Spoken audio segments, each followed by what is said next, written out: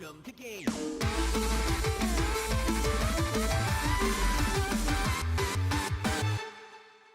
Hey guys, and welcome to GTLive. GTLive.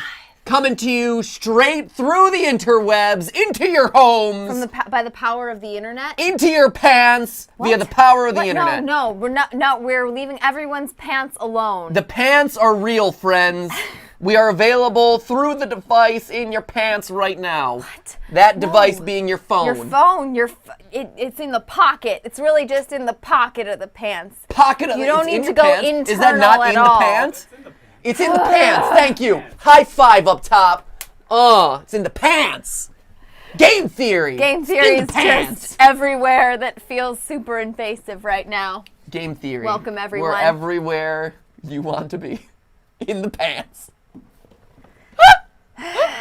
Oh, delightful. Hey! Good to see everybody today.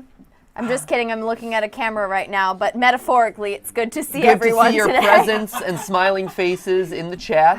Yes. Your weenuses in the chat. Whoa. Want to see all those weenuses in the chat. Thank you very much. Please share those weenuses. And yeah, today we have a very special GTLive plan for you.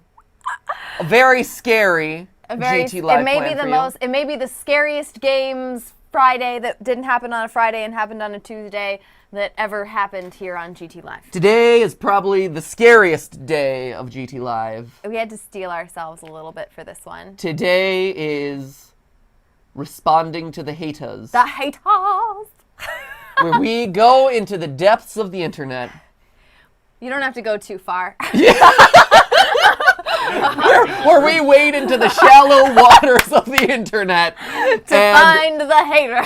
And confront the haters. Oh my gosh, the chat is going so crazy. And right now. That's because everyone's like, I love the haters. It's like, yes, hate bandwagon, let's go. Yeah, so today, I don't know. We don't, and we've talked about this a little bit on the live streams in the past. Yes. We don't typically respond to a lot of response videos because a lot of reasons. We'll get into it today, I'm sure. But it's one of those things where it just takes a long time. The channel isn't really about that sort of stuff. But we thought, you know, we do listen to criticism. We do see these things pop up. And especially lately, there's been a lot of weird stuff. Weird hater, stuff. What happened to game theory? MATPAT is not a YouTuber. This and that popping up into my social feeds. You're and not. I'm like, you imposter. I am an imposter. The rage here is already real, man. I didn't use that product that Stephanie told me. Yeah, no pomade today, friends. We are straight into the sad rage hair. So today, we're going to watch some of these videos along with you. Chris has selected a best of. Yes, Chris? Yes. So if your hater video was not selected. The Hades. Don't worry. Chris went through a lot of them. We can only get through so many in one live stream, you know. Yeah, there's only so much time we have, ladies and gentlemen. But Chris, you selected ones that seem to kind of encompass the best critiques, the range of critiques. The best critiques, a few parodies, we got it all. Oh, a variety show. Oh man, so a regular smorgasbord, if you will. It's gonna be a respondy time to the Hades. Respondy time to the Hades, babies. But first, we're reacting to other people reacting to us. Yes, a few things up front. So we're gonna start with a really cool one, actually, a good one, and we're gonna start off on a positive note by watching the Fine Brothers video that recently came out on Game Theory. Huzzah! We finally made it. Made it. Yes. But first, a couple of things up front. You can engage with the stream, react along with us, enjoy, and I mean. Today's stream's all about the trolling, I guess, so contribute in whatever way you see fit to that conversation. You don't have to, that's fine. You can just, you know. You can do the same using hashtag GTLive over there on the Twitch. Hold on, Chris put a Game Theory trophy, it looks like, with an unhappy, sad face behind it. An angry face. It's a hate. Your choice of framing that picture is very odd. It's like his nose. It's like his nose. He's really unhappy that he has a trophy for a nose. What What is this stupid? Why do I have a trophy? trophy for a nose? I'm so angry about the state of affairs right now. Oh, my nose. Yeah, So anyway, that is tragic. So you can engage with the stream that way. We do have one serious thing that we want to talk about before we start the stream, and then we will be sailing away. But sailing away like sticks. Yeah, like that. We'll get into all of the videos. We'll get into the reactions in a moment. But we actually want to talk about one member of the theorist community, our theorist family, before we get started. Yeah. So his name's Dominic. I don't know if you've been seeing the news lately, but obviously Texas, and specifically Houston, Texas, has gotten a tremendous amount of flooding from the hurricane that has hit the southern coast of America this week, and there's been all sorts of issues in Houston with just tremendous flooding throughout the city. Still going on. It's totally tragic. It's completely, it's so sad. And I saw a couple people on Twitter tweeting at me this news story that was shared in and around the Houston area, telling the story of a family whose van had been swept away by the floodwaters. It was, I believe, 4 children and their grandparents. and 2 of their grandparents. And one of them, and the reason it was brought to my attention was because one of them, the photo that they used in the video on the news was actually wearing the Game Theorist t-shirt. And so obviously a member of the Theorist family, a loyal theorist who watched the channel. The picture is actually one that was sent to me to say, hey, finally got the merch. It was tweeted at us because he ordered a t-shirt, and when he got it, we asked you guys all to send in pictures of you guys when you got the t-shirts to show us, looking good and everything. And so that was the picture that they chose for the news story. Yeah. So anyway, so it's a tragic loss of life. I mean, the whole situation is just terrible down there. But to know that it was someone from kind of the theorist family, who is a member of this community, and is a part of GTLive, of game theory, it's just hit us really hard, and we wanted to bring him to everyone's attention. And if you can spare some time today, a moment of silence, a prayer, whatever it is that you believe in, just send a positive thought to the remaining members of his family and to Dominic, wherever he is. I know his body hasn't been found, but his family is kind of assuming that he's already passed. So anyway, if you could just kind of send out some positive vibes into the world today. And we're in the process of figuring out if there's something that we can do via a live stream, maybe later this week, or next week, something around for the relief fund or something like that in memory of him. But anyway, just let's take a second here, a moment of silence for Dominic and his family. A loyal member of the GT crew. And we consider the people who watch this live stream and watch all of the channels, we consider you guys an extension of our family. And when we see you guys in person, at conventions, at events, whatever, we don't shake hands, we hug, we know each other. You know people through doing this, and especially through this live stream. So. Yeah.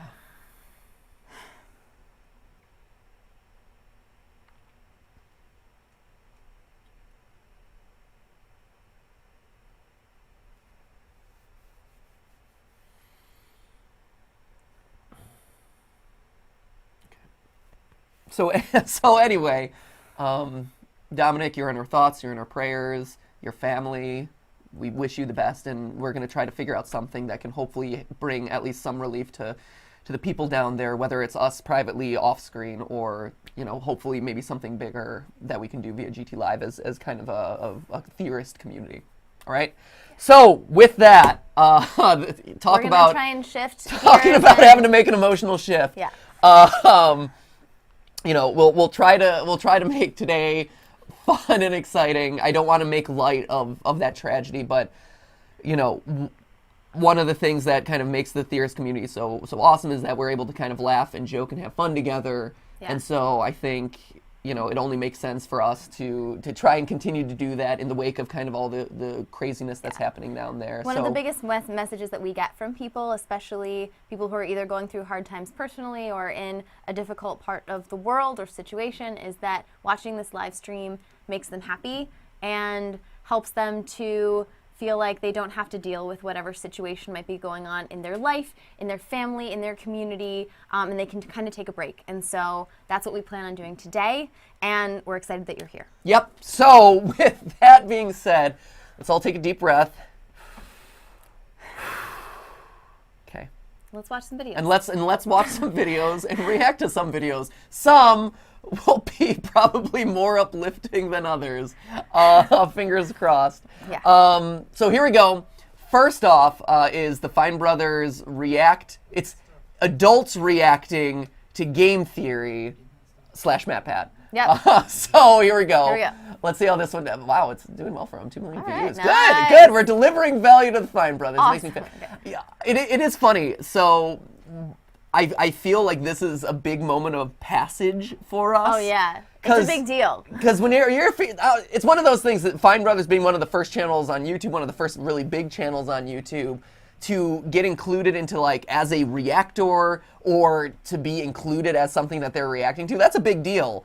And so for them to have posted something of, hey, we're reacting to your channel, that's a big signifier of, hey, you're important enough for other people to kind of judge. Yeah. So there you go. Today's all about reacting to reactions.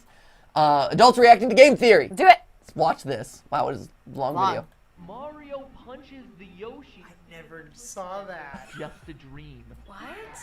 That's right. A FNAF. What? Can we also, it's also Everyone's interesting. like, what's going on already? She's just like, what is FNAF? Like, adults don't know FNAF. Right? I'm like, Talking what? about. Although that's a common misconception, Yeah, which we'll we're probably gonna end up clear that talking up about today. later Boom. today. All right. Whoa. I like that they selected one older one and one newer one, though. Okay, here we go. Hello, Internet. Welcome to Game Theory. Oh, this is Game theory! Hey, one person likes it.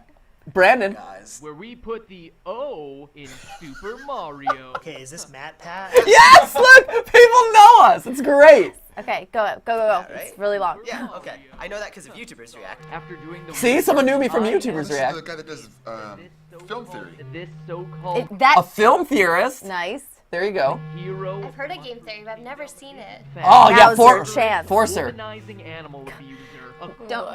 philanthropic I'm on Poor Rachel. She's- Poor Rachel. She's just like, what the hell?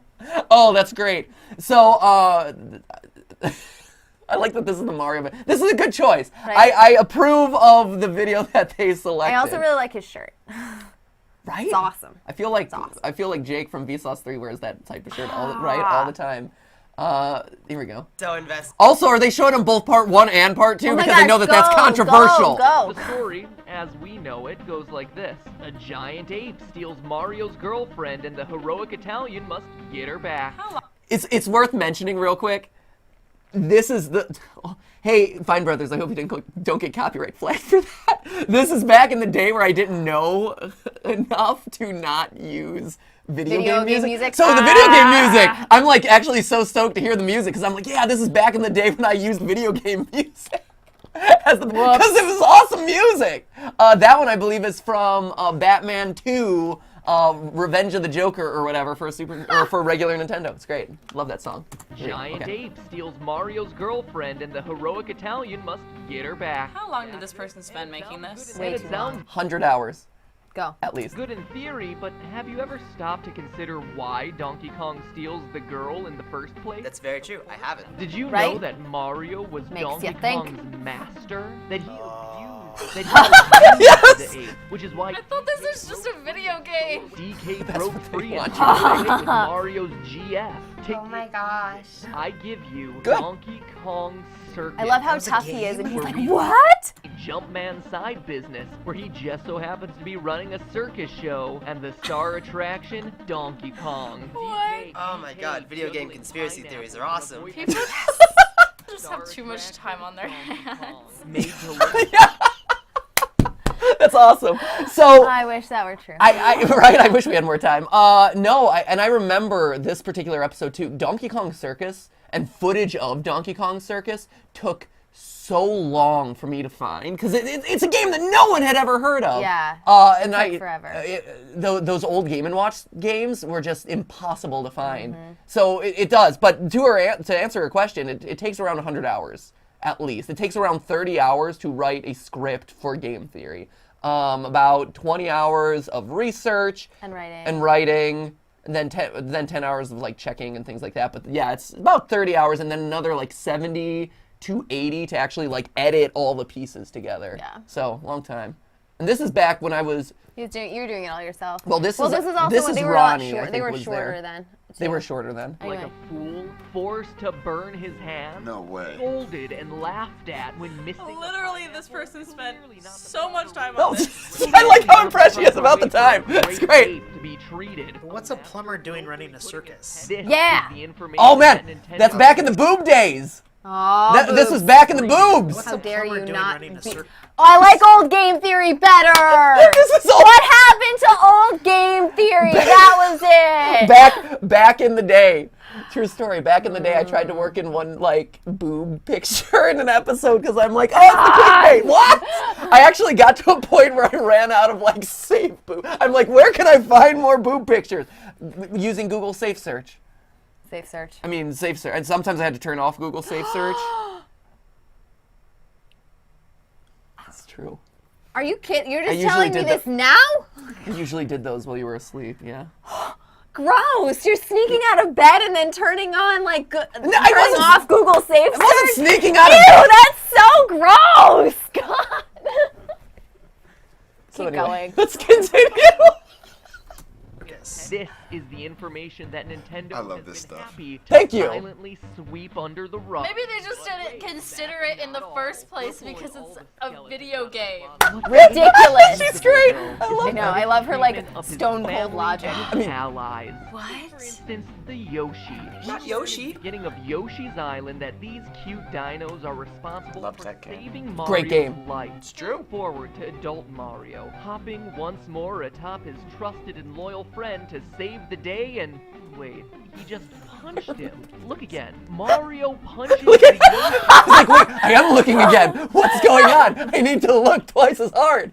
Never saw that. Punched him. Oh, Mario punches the it was more like a go. them to extend their That was one of the big debates that people had when this theory came out. I was like, is he punching pointing or or is it like a hiya? Let's go. his reaction? I'm doing my nervous tick where I play with my hair. So you can Get ready tell- for it. Yeah. Welcome to the theme of today. No, and it's interesting too. Like he called out what I've found to be one of the most effective parts of writing theory scripts, right, is when you're able to point out a small design detail or a small element, Easter egg, whatever, that no one has ever really noticed or stopped to consider before. Those are always some of the most effective ways at selling theories and kind of like making a compelling narrative arc for an episode. And so the Mario episode, I thought, had a lot of really good ones where you had him punching Yoshi, but then also like the shoe grind, Yeah, the something shoe grind so is funny, obscure yeah. that no one would ever know. No one knows it exists. And I wonder if they By included the way, that. there's a lot of perv pat going on. It was, perv pat, it's for perv you pat. guys. Oh, man. It was for you. Steph can't believe the betrayal. Oh my gosh. I didn't enjoy it. next- Okay, I didn't enjoy. Sure. It's like Looking saying, at- it's like saying you didn't inhale when you were like, oh, I tried smoking, but I didn't inhale. I observed the boobs. I did not enjoy the boobs. It's for science. It was for science. Keep going. I wonder how long it took him to think of this theory. He probably puts in more research into his videos than I've ever put into a college paper. And let's Aw, not forget that's so that sweet. Mario will drop a Yoshi into a pit that's- without hesitation. That's really nice. Mario's an asshole. But that is kind of shitty. Like he's making. We're winning her over. Yes, we're getting her. We're getting her. We're getting her. His treatment of Luigi. I mean, who treats their brother nicely? Look at the ending of New Super Mario Brothers Wii. Jason, how do you feel about that? Shade. I mean, that is completely true. Jason has a lot of brothers, so Jason has a lot of brothers. so many. Why do you say it like that? Because Like, it's you it's have a many brothers. compliment. What? It's a compliment. You have so You have many brothers. How many brothers do you have, Jason? I only have 2, Lot of brothers. and then a brother-in-law as well. Okay. Okay. He's a lot of he's brothers. accumulating them. He's got a big family. Keep You got going. a big family. Offers Mario and Peach room in his balloon. Oh, and then he flies away without him. This must They have been don't hard for them acknowledge to edit his down. existence. They Right? don't Because thank him. when They- you react, It's you're not reacting to his something fault he funny. has main character syndrome. In Mario Power. Yes! There it is! Luigi Going wins. deep. If Luigi You gotta wins, dig deep. This is what happens. He celebrates. Okay, right. And what I'm gonna does convince you. Mario do? This is The it. brother who Luigi would so love excited. the approval of more than anything else. 'Cause you never see What people does watch he your do? theories. No. What does he To do? him, applauding, laughing, really- slaps him on the back, and then grinds his shoe into his brother's real there. Right? In. Look at him laugh, his little evil Mario. Yes! Luigi, his moment of glory is ruined. Aw. It's It's just so a cool to watch theory. people watch a A theory. Game theory. Thanks for watching. Oh, that's fun. So, who had She's still not on board. Because I wish I had that much time. I love. Trust me. No, you don't. So do I. It's- I wish I had that She's much like, oh my gosh, what a waste of space. Oh, it's great. I love how negative she is. It's great. I know, she's awesome. My mind is blown. Yes! Listen, this is always something that's been in my peripheral that I've never actually watched, but I get it. That was genius. Thank you. Awesome. Graphics, like that's like arcade graphics. Like after Little League, going to get pizza, playing in the arcade. Oh, that's the I'm nostalgia back. If I play. could put the Oh, I know his face. The original. Really? It always boggles my mind when people That's know your face interesting. because they don't appear on it. It doesn't appear in the episodes in like a real way. I mean, there's a lot of pictures of your head moving around and stuff. That's really interesting, though. That she knows my face, but she hasn't she's not super familiar with People the channel. sometimes Maybe- recognize us just from YouTubers' A reactions. lot of actually, we get that a lot when we're walking around at like Disney and stuff. People will stop us and say, "Hey, I like your reactions on YouTubers on YouTube." React. And you're like, Really? it's a weird concept of Yeah, like, "Hey, it's a strange you concept. react well, kid," and you're like, Oh, cool, that's awesome. Thanks. sweet, bro." I'm just it's just having my normal reaction. So Yeah. it's fascinating, like that. The meta-ness. And also, can we just take a minute to appreciate the meta-ness of us reacting to Oh, reactions absolutely. of yeah. We're reacting to a reaction of an actual episode. It is really satisfying, though, to watch people watch a game theory. Like, because you don't. I've never actually seen, outside of, like, the people in this room, I have We never don't seen even show someone... them to like our parents really because like why would they be interested, you know? Right. And so... like, why would they care? And so it's cool to watch people have, like, a first experience with it, because... Yeah. It's such a foreign concept to us at this point. It's really cool. No, this game, I can't escape it. So they do know, okay. Everything in FNAF was just a dream. Oh, they did game theory. Okay. That's lame. Just a dream. It's not my fault! That's right. Also, Lame. like I see him. Lame. That everything we play through in these games was created in the mind. She's still like, oh my god, you're making me watch another one of these. I think half the FNAF fan base would agree with you there, Yeah. buddy. The FNAF 4's crying child. Jesus. In the FNAF 4 minigame, you can talk to a small girl on the playground with toy versions of Bonnie, Freddy, and Chica. But her beak is missing. get That this? missing They're beak like, I don't know directly what's going on. I'm parallels just FNAF favoring 2's them. I'm version just of humoring Chica, them at who this loses her point. beak I don't when she remember goes seeing on that the at all. attack. I did not make it that far in the game. FNAF 2's shiny new animatronics. What are they called? Toy animatronics. Damn! What if they are toys? She's and just this like, is all just what? a dream scenario. I just don't Oh, no, she understand does why it. anyone would think about this. And toys explain Right? FNAF Scott 1, Cawthon 2, thought about it all. child of FNAF 4 I need to, four too. plushies Did in she? his room. Did he? Yeah, I remember that. FNAF 1, plushies, as in soft stuffed animals. What are the original 4 animatronics made out of? Soft materials. Fur and fabric. She's so unconvinced. She was She's like, not impressed by that piece of evidence. I would have the patience to do the amount of research he Oh my gosh. does. You are the best. I love you. I know. Thank you. The So recurring sweet. elements of the phone and the fan right there. Yep, the fan. Yeah! Yeah! Damn straight. Here at the end of I every agree. night of the first 3 games. I was so proud of this moment when I made this. I'm having like PTSD now. I wanted to build up the drama. She's so cute. She's adorable. Okay, so it's clock. A grandfather clock. chiming the same song? Why would the end of my shift in an office be signaled by a grandfather clock? Because it's a horror game and it's suspenseful. It wouldn't unless I was asleep, dreaming in my house. She might be one of with those a skeptics that we grandfather can't win clock over. That's okay, right it's okay. outside my room. That's just Right? a theory. I liked that one a lot. I like that little last part. That was so well done. They're really well put together. I like the vibe of it. Thank you. He I like seems his so voice. nice. Right? It's a good And- storytelling voice. I want to Keeps meet you- this guy. I know, He's he like, seems so nice. So into it. I feel like he notices all these things and he just like is so passionate about it and he's like, but look at this. But wait, there's more. Oh, and she's then so there's nice this." too. And I'm just saying, it's just theory. Like I love it. So these That's were all great. clips Aw. from the YouTube series Game Theory, created by MATPAT. Yeah. I thought that they'd be a lot What more do you think negative. about the Actually. Right? idea? I'm I thought that they'd be. I'm I thought actually this so would be- shocked that went well. Yeah. Honestly, I was like, nervous to watch it. I'm so happy about that. Good. Huzzah! That went really, really well. Huzzah! Do we continue? I there- don't know. We don't have to. Is there more?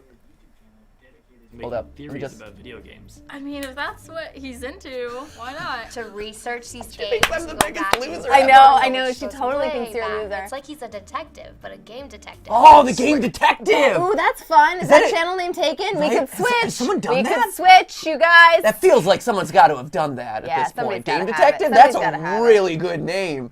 Get on it, internet. Maybe the. Yeah. Yeah. Game snoop. It's not It's not taken. It's not popping up when you search. Aw, Oh, game it's detective. out There there, it is. you guys. Knew it. I'm gonna do it. I'm gonna start a whole new channel. Game detective. I'll be like the anti-MATPAT. Oh, you could troll MATPAT from the can. game detective. Oh, I'll That'd be like, awesome. unlike that MATPAT Yeah, character. what a schloozer. The schloozer? Yeah, it's like a loser, but it's a more intense loser. It's a schloozer, Wow. More intense than just a regular loser. right? Wow. Yeah. I know you're a real Intellectual troll over version there, of you game fan detective. fiction. Loser. You know, it's connecting the dots in ways maybe the creators didn't intend, or Certainly. finding out things that, you know, that actually the creators did intend to do, but didn't tell anybody. Kind of left it as like a Easter egg that no one will find. Everyone like thrives off of like theories and conspiracies about everything. So like making these series off games that people love, like I think it's genius. So the channel's covered a that's wide so range nice. of topics, from math videos like how much diamonds are worth in Minecraft, See, that's funny. Like that one I can kind of get. to science videos like how Pokemon She was evolved almost into there what with one of them. were in real life. Oh my gosh. To diving deep into game lore with his series on Five Nights at Freddy's, one of which you just saw. What do you think about MATPAT and the game theory's team's mind to be able to look at games in all these different ways? Okay, I think it's really cool Had to edit and out really that. imaginative. It's just kind of like you have so much time to do anything you want. Why do that? Something I strive to get my students to do is just think outside the box. It would be cool to like be there while they were making a video and like finding No. all of the information before they pieced it all together, because It's like so boring. they have to look through a lot of shit to find the clips that they want. Fact. I mean, and I also that's love true. her. Can we talk about her Little Mermaid tattoo, which is awesome? Yeah, by the way? Little Mermaid Can we tattoo is check totally that out? legit. That's amazing. And also, you would never want to be here before, I mean- like through like the hair ripping out and the scripting. It's literally like this all day. It's the most, like, it's not exciting. No. Like, we made a joke about it way back on the The Game Theory Exposed video. yeah. That was what, like 2 years ago? We 3 made years that ago at even this way more point? interesting than it was. We did this like fast forward montage of like Skip jumping up and down Oh, and yeah. eating Chinese food and having a snowball fight. That was like the most exciting version of that has ever happened. Right? No, it's totally just, you do a lot of like digging and Google searching and deep research. You're like, hey, I'm talking about Chun-Li's helicopter legs. Time to teach myself about helicopters, and there you go. Right? Huh. They have to look through a lot of shit to find the true. clips that they It's a want. lot. Honestly, I have no idea how they do it, because they do hours upon hours, like tens of hours nice. of research just Oh, on he one knows. topic. He How knows. you can He gets come me. up like with a theory that's pretty decently solid Thank you. just by playing a video game. What I go for? It's Pretty beyond decently me. solid. Pretty decent. That is the bar, ladies and gentlemen. If only we could achieve decently If solid. only we could have gotten pretty decently solid. This channel, MATPAT. he isn't just a creator or a personality, he's been very active in the YouTube community as a whole. Part of his company consults other YouTube channels to help creators and brands optimize their channels with analytics and other resources, while also making videos over time on his channel about YouTube issues to help the community at large. What do you think about the creators who are active in the community in this way? That's cool. That's nice that he's willing to That's help nice. channels. Cool. It's not just so focused Kind on of his an own unrelated channel. question, but all right. Shows how much they care about not only what they're doing, but continuing to push people into a place where they can succeed. That's like so nice. There are a lot of And that's what we go for, creators and I don't people think who are- people really Yeah, know that, but it is. It's like we care about like the community, and we care about YouTube and YouTube doing better and creators doing better. It is. It's. I mean, because people ask us a lot, like, why do you do the consulting stuff? And Yeah, we get that question all get the it time. a lot. Which And makes sense. Like it doesn't. It's weird. It's something that doesn't make sense right away, but when we explain it to people, they start to understand how it's all woven together, and it's all like you're part of the community and you're helping improve the community, and so everyone gets better. Hopefully. Especially because YouTube is hard. Yeah, it's hard. YouTube is really hard, and it's also really hard now to do scripted research, educational video. Like it's harder than ever to do stuff that isn't just like, let me point a camera at my face and talk for a bunch of time. And so if we're able to help other creators have a better experience on this platform, it really helps. Yeah. So anyway. We're doing YouTube who are just starting and who don't really know how to take advantage of the analytics. It's a little bit intimidating because there's a lot that goes into it, a lot more than That's I the other realized thing. when I kind of started everything. Yeah. But at the same time, it's really, really helpful to have that guidance and just a nudge in the right direction. It's insane. That's the other thing too, is it's really hard, and a lot of people, especially like younger creators, are so fixated, like you don't have the analytics experience. A lot of people are brilliant creatively but don't have a lot of math background. Yeah, or they're just like, I know what I'm good at. I know I'm good at being creative. I don't want to have to care about numbers and spreadsheets and analytics. Like, can't I just do the thing I'm good at? But the sad truth of it is you have to, right? Yeah. That is just how YouTube and all digital video is at this point, is you have to worry about the math as well as the creative. But if you get help on one Right. side, then you can focus on doing the stuff that you really love to do, right? And it empowers creators to have more ability to do what they love to do and what they're really good at without having to worry about all the other stuff behind the scenes. So like that's why we do it. That's a big part of it. And we're always looking for ways to do it for more people, because we think it's important for like individual creators. Like we still believe in this as a platform where like individual creators can make it and can find success and stuff. But you got to be smart about it, and it's hard. And so if we can help people do that, it makes everything better. Yeah. In that there are these creators out here who can criticize and help you learn how to grow on a platform that isn't very nice to a lot of the people that upload and create content for that. You're doing good shit, Matt. Good shit. Oh, That's so nice. Here at FBE have worked with MATPAT many times for years now. Is he gonna walk in, be like, you. That'd be amazing. I would not do that because No. I tend not to swear, no. Yeah. I would say, fudge you! Curse you and your negative attitude! Dag nabbit, like a 70-year-old. Great.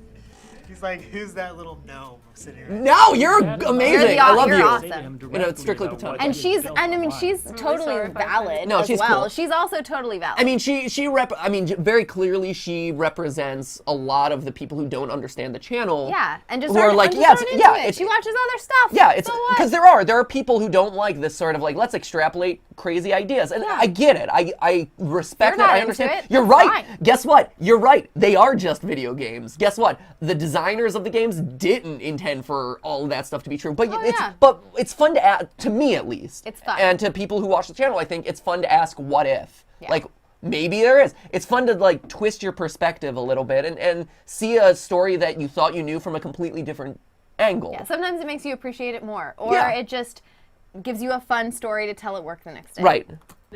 I love you, let's finish MATPAT. this That was off. awesome. Dude, keep on going. You are This the is so best. positive. Keep That's, being like, so just an nice. all-around good human, and I'm gonna keep watching. got a faithful sub. MATPAT, That's so nice. Awesome. Thank you. And I think that your theories are hilarious, yet also very true. You're thinking about Mario in ways that I never thought of Mario before. What you've built online That's amazing. is fantastic. Strengthen the platform and use what you've learned. That's so nice. It's like an elder. You're like this brilliant elder wizard that people can go to. You're an old man. You shall pass through the algorithm. The elder wizard. I thought he was gonna say the elder wand. I'm like, cool. The elder wand. Don't snap me in half, Harry. Thank you. MATPAT, thank you for paying attention to the little guy and for always giving back to the community, not only in information, but in really entertaining content, man. Wow. That's Wow. so nice. Wow. That's like so incredibly That was so amazing. incredibly nice. That's so. Oh yay! That was They weren't really all great. mean. But not all the rest of the videos we're gonna watch today are mean, you guys. All right. Well, so that was so nice. that was a nice little That was pat on the so back to make nice. us feel good about ourselves. Now we go to the other side of the coin to watch the kind of influx of videos that have popped up recently. What happened? Like, that what's are wrong with not as MATPAT the sellout? excited.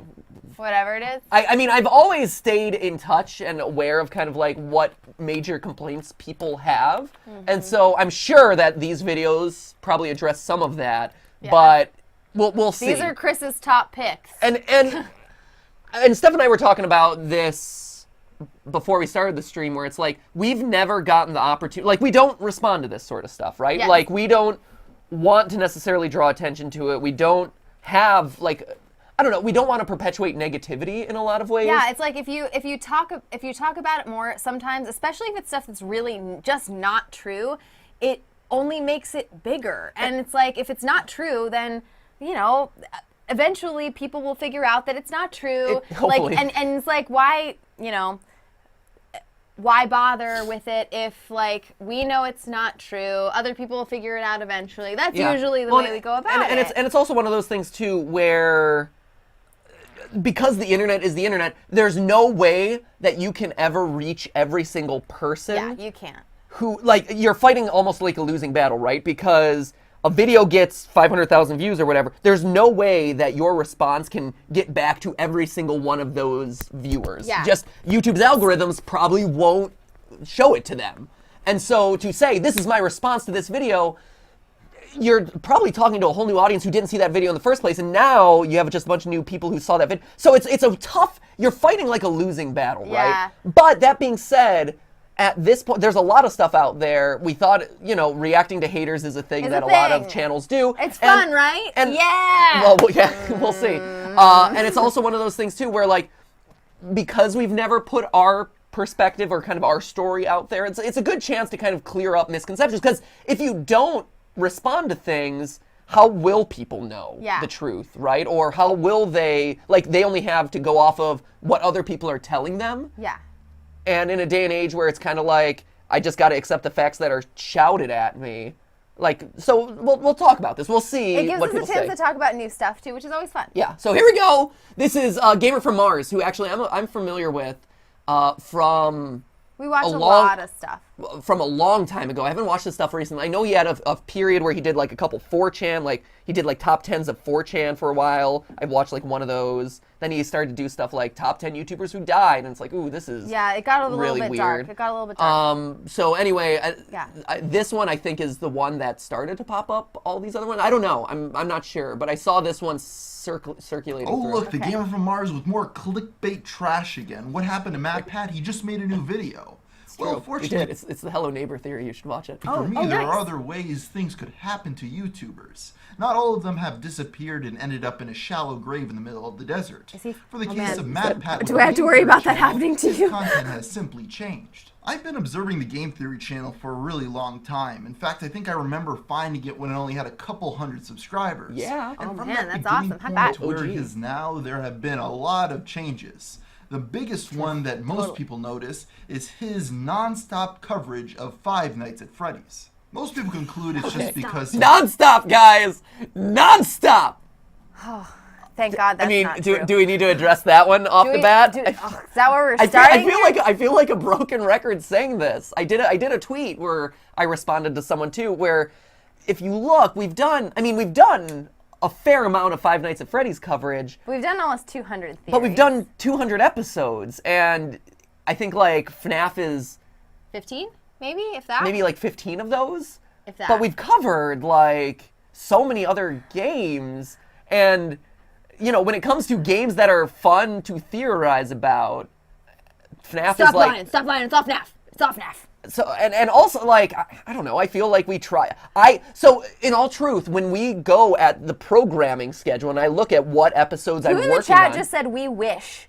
Oh gosh, don't wish that on anyone. What, don't all wish it FNAF all all the FNAF time? all the time. Don't wish that on anybody. But as I look at the programming schedule and as I list off, okay, what theories are we going to work on? What games do I want to cover? I try to find actually a really solid balance. There was definitely a period where it felt like we were covering a lot of FNAF, but that was because Scott Cawthon was literally releasing a game like every 3 months. Yeah. Like, I mean, and I can see how that would confuse people, but that was also 2 years ago at this point. That was 2 years ago, and I think people don't realize this at this point also, because it was a while back, but I don't know if Twitter even goes this far back, it would be Scott releases a game, and then we literally couldn't do an episode on another game. It's true. We could not do it because people were so angry that it wasn't FNAF, and they It were like was. viscerally angry. Yeah, didn't you know that FNAF 4 came out? Where's the FNAF 4 They theory? were so mad. They were like, "How dare you do a theory on something else when FNAF has come out?" It was in the so- comments, and it, like I had to I stop think it was looking like- at social media because it was terrible. I think it was a Watch Dogs, like one very is distinct one terrible. where I remember it was like a Watch Dogs video, and everyone's like, "Where's FNAF?" And I'm like, Right? It was impossible. It takes time to work on stuff, and geez. It was impossible to do anything else. Twitter, if you went It's went true. onto Matthew's Twitter at the time, every single tweet was about FNAF. If he tweeted about anything that wasn't about the upcoming FNAF was it. theory, no one responded. Everyone hated it. We got so much hate for not doing FNAF immediately that anytime a game came out, we just automatically started hopping on it because everyone was so upset if we didn't do it, and they wouldn't had accept to. any other theories. Right, and it was actually bad. And don't get me wrong, like I really enjoy covering FNAF. I know I make Yeah. a big deal about like, oh, FNAF, but it's fun. It's a fun series to cover. But it got like, especially like the FNAF 3 and then FNAF 4, where I'm like, oh my god, there's another like. It was We kept overwhelming. being like, oh, this is the last one. And the problem, this is the last one. and it would be one thing if like each theory was able to build off of the last one, but because each game like let's throw out everything else, and you're like, oh my gosh, you're like I'm starting from scratch again. But no, it is worth mentioning. Like that was 2 years ago, and yes, I just did a FNAF theory, but like that was because of a book, and also we hadn't covered FNAF in like 5 months, 4 months, something like it's been a while. You wrote so about this. It's one of those things where people ask for it on a really regular basis, and we genuinely respond to stuff that people ask for. yeah, at the end of the day, There's like no shame in at the that. end of the day, we are entertainers making a show for you guys, right? And so yes, absolutely, I'm gonna try to expose you guys to games that you haven't heard of or you might not be familiar with, like Half-Life and Petscop and things like that. But we would be doing our jobs poorly if we didn't cover FNAF, because literally one of the like a FNAF video will get like 1 million views in the first 2 hours, and it's like this is a franchise that people are excited about and care about. How and- dare you? Right. That's lame. That what would be ignoring. What a lame-o excuse. That would be Gosh. ignoring the fan base. So like Unacceptable. Keep going. But then it's like no, I gotta entertain people and give them what they want. Makes the videos that will get them the most views. And while True. yes, that's true, I think there is another layer that most people don't talk about. Okay. Let me explain. Looking at the Please. script right now, I realize a lot of people are going to say that this is a very cynical video and a very cynical view of this entire situation. Our whole channel's And yes, about criticism. There's nothing wrong with being a little cynical. Well- conspiracy theories are. We love conspiracy theories. No, he's bracing for the hate comments, which I get. It's anytime you're taking down another YouTuber. I guess. Right? know, right? I don't know. That may be true. But I just want to make it very clear right now that I think MATPAT is a very smart individual who is very good at what he does. Okay. So with that I being feel like the said, hammer's about to fall. He says The hammer's gonna fall. He says that with like, but, or like the way he said that's like he's very smart and good at what he does. This Yeah, sure, I suspense know. is let's killing move me. on. Starting at the beginning,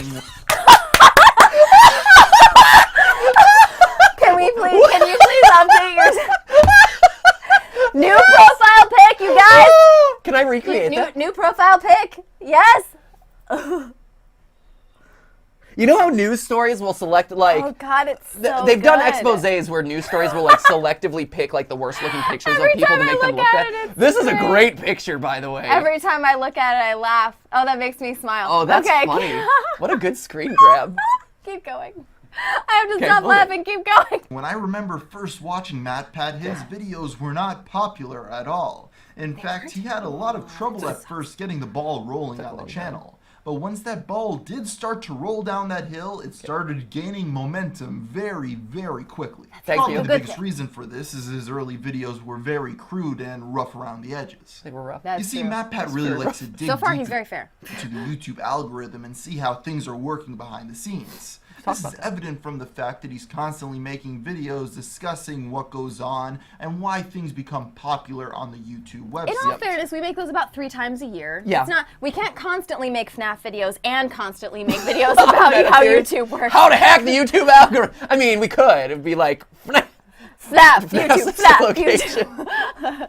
Go ahead. He recently made one about the Paul brothers. I did. Yeah. The Silver and Gold generation, He's Gen right. 2 came next with the rise of channels like Smosh, Jen Love this Marbles, Ray William Johnson, Yeah, this Grace is a good one. Nelbig, Epic Mealtime, Hannah Hart. I'm hoping that people start adopting this Gen 1 through 4 thing because I think it's a am- really clear differentiator of We've the had different people ways at of creators. YouTube actually tell us, like, oh, I try to explain how YouTube has evolved over time, and then I saw your video about true. Gen 1 through 4, and I completely threw out the way I used to talk about it, and now I talk about Gen 1 through 4. That's actually 100% true. We heard that Yeah. from someone who works at YouTube who does these talks. So it's cool to know that people who work at the company actually watch what we do. Yeah. And it influences kind of the way they teach about it. These were the first creators to grow communities around what they did, creating Okay. simple formats like Equals 3 or My Drunk Kitchen. They formed brands off what they did, and the smartest of them are still very successful both on and off YouTube to this day. Really, your best example of a YouTuber that stayed relevant is Hannah Hart.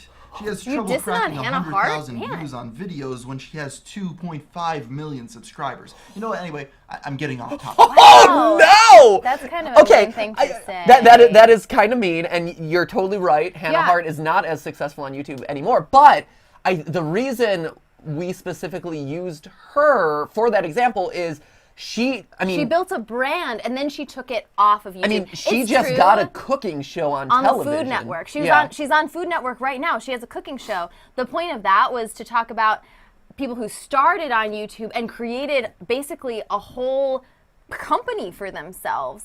No, it's totally true. That's totally fair to say that Hannah doesn't get the kinds of views she used to get on YouTube. Oh, yeah. But she's also doing so much other stuff now that I think that YouTube is kind of a smaller part of her career. Yeah, she's kind of moved past YouTube, but that was the reason why I use her as one of those examples. Yeah. Yeah, like even though she's no longer really driving a ton of views on YouTube, she's been on the platform for like 10 years. somewhere close to 10 years. Almost as long as Joey, I think. Yeah, I was going to say, Joey Graceffa. And so it's one of those things where she's been able to sustain for a long time with one popular format. Yeah. And for her to launch into multiple books and TV shows and a movie and this and that, and now to be a traditional TV star, like, that's the point to that, I think. And maybe we didn't like show that off as clearly as possible, but really, like, it's a minor point and he moves on. But like that's the reason why. Yeah. To help explain. Even if I have some gripes with his YouTube algorithm-related videos, it's very clear he doesn't has like a good them. understanding of what he That's talks the one about. where we just talked about in an And article this is that Google wrote. evident from how he manages his YouTube channels. He runs his channel around what will get him the most views and what's currently popular. Okay. And while this is usually good for the most part, some of his fans have gotten really annoyed because this involves him making 20 videos about Five Nights at Freddy's. Before this game series about creepy robot bears, he was pretty good about making a variety of content across the gaming spectrum. Yeah. But when that game came out and he started to get crazy views on it, his channel had taken a shift. The complaints have gone so bad that he recently had to make an official statement about the direction of his channel. I can't ignore Five Nights at Freddy's. This video in the first 12 hours has gone 2 million views. That tells me, as someone who cares about the community of theorists who have helped to build this channel, that this is a franchise the bulk of viewers care about. If I were to stop covering Five Nights at Freddy's altogether, I would be ignoring the majority of this channel's subscribers. I mean, that's true. I feel like that's true. It is worth noting that he did cut out. Okay. And I get it. You have to edit out certain things to tell like a more compelling story. But here, pull it up on screen. He did knock out the part where I specifically say, of 190 episodes of Game Theory when I wrote 175 of them aren't FNAF related. 175 aren't And I FNAF. have our channel up right now. We actually have a Five Nights at Freddy's playlist. Yeah. So if you want to avoid it entirely, you can just never watch that playlist. It has 15 videos in it over the course of the last 6 years. Yeah. 6 years, you guys. Yeah, 6 years, and also one of the, and this is a good point to bring this up, I guess, which is people say like, oh, why don't you cover smaller games? Well, like we are, We like do. we're covering Bendy and the Ink Kindergarten, we did Machine, Bendy and the Ink and- Machine, yeah. and I here pull it back up because I do in this like thing I tweeted out because there was someone who was really angry on YouTube about this, Yeah. but had a really well written comment, and every once in a while I'll like hop in and try to clarify, and so I wrote this to this guy who's like, I'm so sad about where this channel has gone. I'm like, hey, here's the explanation. Yeah. But like, you know, covering Kindergarten, Bendy, Those Hello have Neighbor also done are really well. indie. We're so excited about those. We did games. Dark Souls and Mario Kart. Dark Souls is an interesting one. So it's a double-edged sword, and I think that this bears mentioning. I try to cover a lot of different games, and I actively am always looking for like, what's a game that we haven't covered in a long time? What's a franchise that we could do more with? You know, what's a new title that we can test out? The problem is, either there are already dedicated theorists in those specific niche communities, or because they're like, there's so much to them that people will always find a way to criticize you or call you like a noob for coming into, like Dark Souls.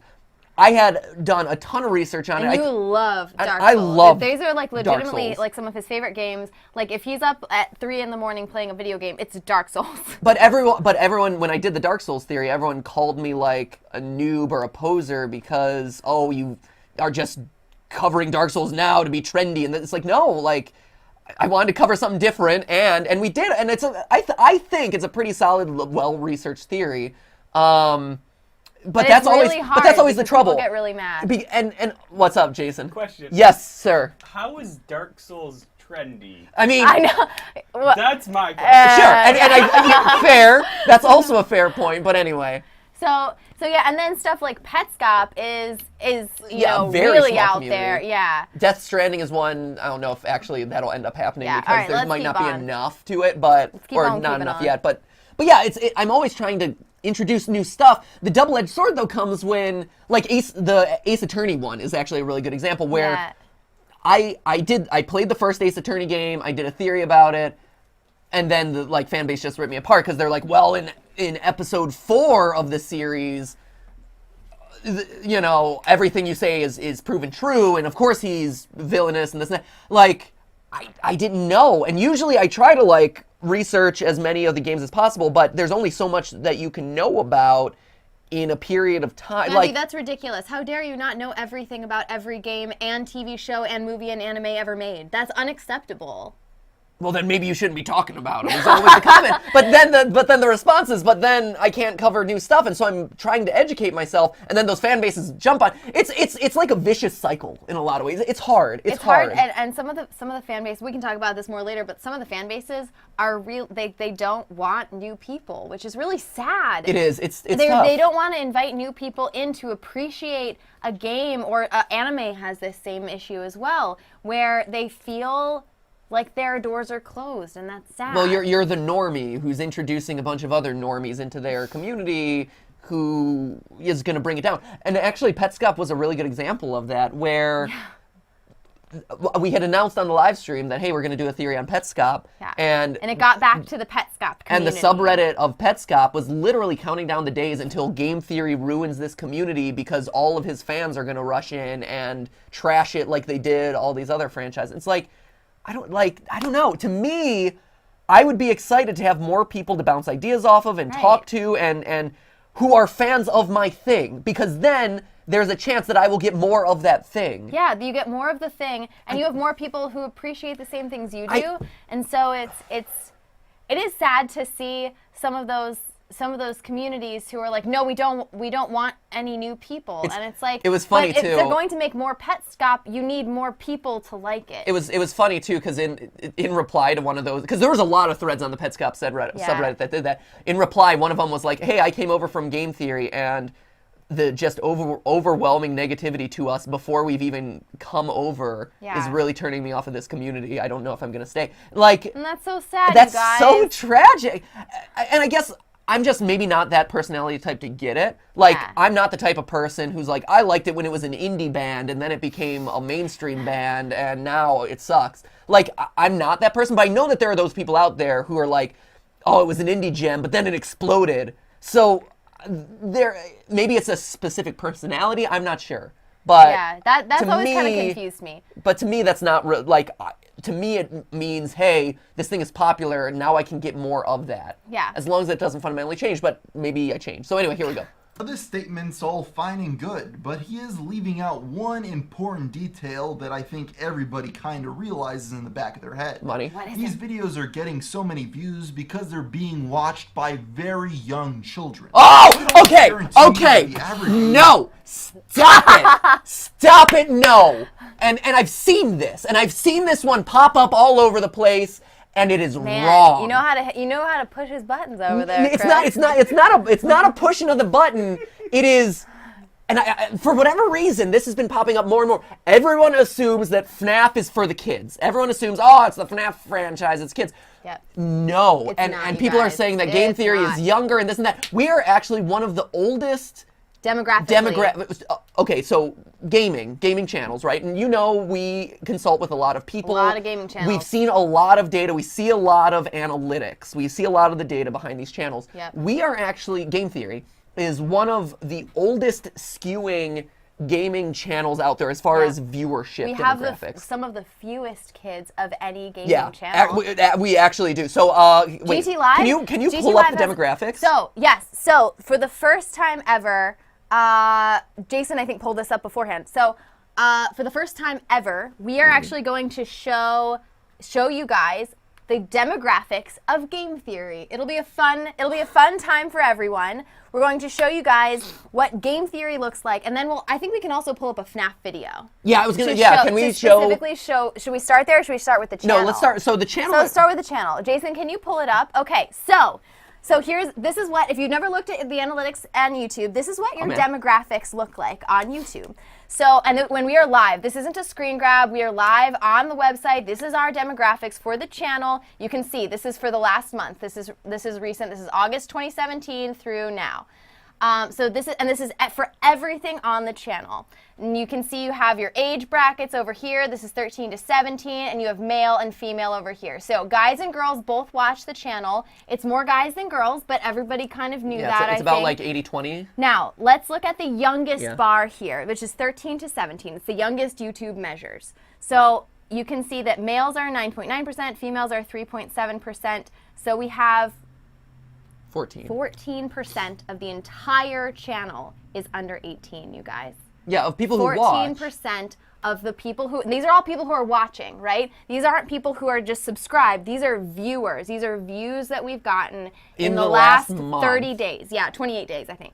So these are 14% are under 18. Everybody else is 18 to 24. 25 to 34, 35 to 44. We have just as many 35 to 44-year-olds as we do 13 to 17-year-olds. And it's worth mentioning that, like, it makes sense, right? Because the channel talks about, like, let's talk about the physics of Mario Kart.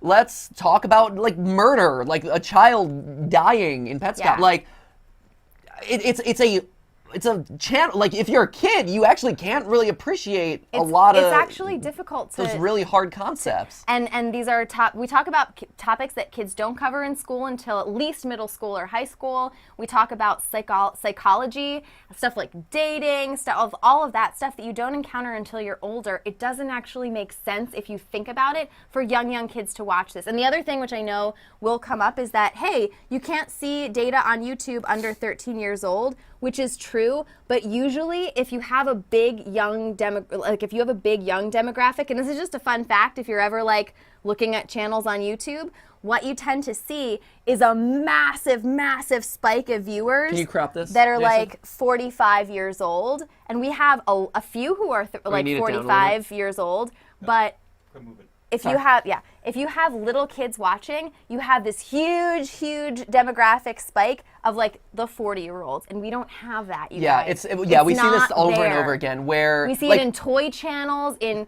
like unboxing channels. Those are the ones where you see tons and tons of little kids watching. We have none of the signs that tell us that we have little kids. So watching. Minecraft channels, Roblox channels, like younger skewing games, though that 13 to 17-year-old bar is like through the charts, as well as the 45, like the 45-year-olds.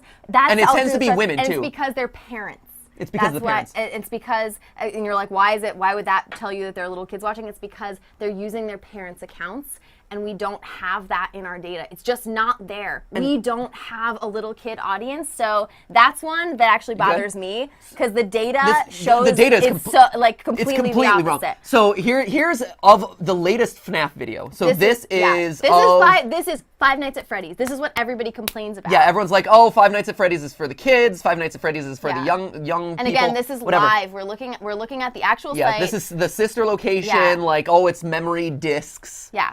Mind control disc. We talk about twisted ones. It's 15.6%, 13 to 17. Yeah, so it's a little. It's a little bit more. It's a tiny bit more of teenagers. But you still see like 31% is 18 to 24.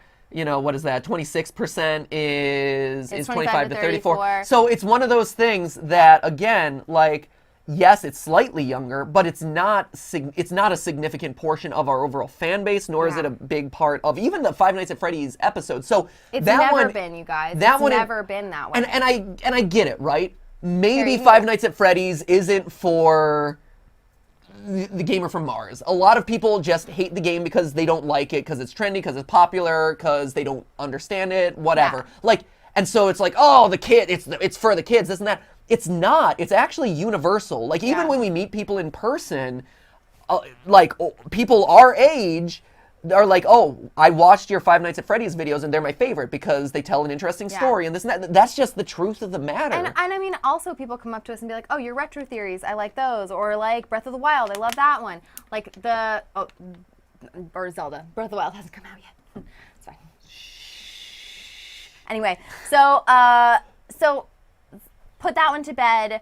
We are actually one of the older skewing gaming demographics. GTLive is actually younger than a traditional game theory audience, but that's GTLive, and actually the GTLive channel looks very different. Yeah, we got more girls going on GTLive.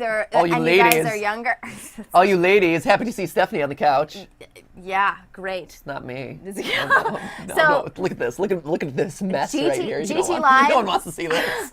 GTLive is younger, but it's still not that young, you guys. It's not. It's still not that young. It's slightly younger, definitely more balanced on a sex, male, female, but... So I think we've crushed that one. Put it to bed, you guys. Yeah, say what you will about the channel, but stop using that as an excuse, because it's not. One. There's plenty of other stuff about him you can criticize. Yeah, look at this criticize hair. my voice. Look at this hair. I hear that all the time from the Did You Know community. So anyway, okay, so that one's put to bed. What else? I'm glad that... People are excited about Breath of the Wild. That's the only thing that's I feel better come out of about this. getting that off my shoulders, because that one has bothered me for a really long time. Kids that watch those videos about Five Nights at Freddy's is probably like 10 years old. False. Now, there's nothing wrong with that. Little kids need something to watch too. You're right. And that is Minecraft unboxings and Roblox. Yep. Done. It just so happens to be Boom. MATPAT Drop now. mic. Now, if you don't believe me, that's fine, but just simply Don't. go on YouTube and search up Five Nights at Freddy's and see who's playing the game other than big YouTubers pandering to children. The children themselves. Now, you may be still asking yourself what the point of this video is. I see people like Family channels. Ryan. Ryan's Toy Reviews plays that. Like, sure. The family channels totally do. But I think you're missing. A big part of the audience. If you're, I mean, the sad truth is, like, here's the thing: everyone plays Five Nights at Freddy's because everyone knows it's going to get them views. Like, honestly, that is really what it boils. When a new game comes out, what is the homepage dominated by? What is like YouTube gaming dominated? It's Five Nights. When I think of Five Nights, who plays Five Nights, it's like the Docos and the 8-Bit Gamings, and the Razbowskis of the world. It's not. And Mark, and obviously Mark. Yeah. So anyway. He's making videos for little kids. How is that newsworthy? Well, the thing is, if you're a long-time watcher of game theory like I am, you'll realize that his channel was Thanks for not sticking always around. pandering to that demographic. Not. This is such a shift from his earlier videos where he always had scantily clad women in the thumbnails to We try to should get more probably clicks. talk about that. So what happened to his channel? He started pandering to a different demographic. Wait, is he saying that game theory is bad now because it no longer has boobs? So it's actually the opposite. We should talk about this. No more safe search! Going back to my late night searches! Stop it! No! Late night game theory searches. So, okay. Can I actually start this one? What? The boob conversation. You can talk about boobs all you want. Steph's fault. There's no more boobs in game theory. True, too many boobs. She's like, no more boobs, Matt. Stop looking at the boobs. She locked your computer. The very... I don't know how to turn the V chip off, guys. The very first time we ever had a conversation about boobs in game theory was when Matthew actually did the very early episode on fake boobs in gaming, which I greenlit, by the way. Like, going back, I was like, what was I thinking by saying that this was okay? But what were we both thinking? I know, right? Jeez. Actually, I know exactly what I was thinking. But I watched it and I was like, it's the internet, whatever. More safe search off. You can say whatever you want on the internet, and the actual experiment of that boobs video was, hey, if we do an episode about boobs, will it get like 8 times the amount of views that any other episode would get? It was intentionally clickbaity. Yeah. I mean, it actually had a lot of science in it, which was pretty interesting. Right. But it was intentionally clickbaity. The reason why boobs were in those episodes was clickbait. It wasn't because you're an edgy person. Like, you speak for yourself, but it wasn't because the show was trying to be edgy. I've actually never looked at porn ever, like outside of like safe search off. Safe search I mean, off. honestly, game theory has brought me to the takes care of darkest it, parts of really. the internet that like I've ever been to, and that's not even an exaggeration. Like, that is 100% true. Yeah, everyone's no like, snap. "Oh my gosh, perv pat! Oh my gosh, you're truly a perv pat." No, Great. but it's true, and there were a lot of people who were like, "Why did you do the boob episode back?" That was the earliest controversy on the channel. Yeah, it was. And the reason, and what I told people, the way I justified it was, you need to do something that gets a lot of views in order to do other content that might not be as popular, in order to, like, because the other content is worthwhile, right? Like, the other content is equally substantial and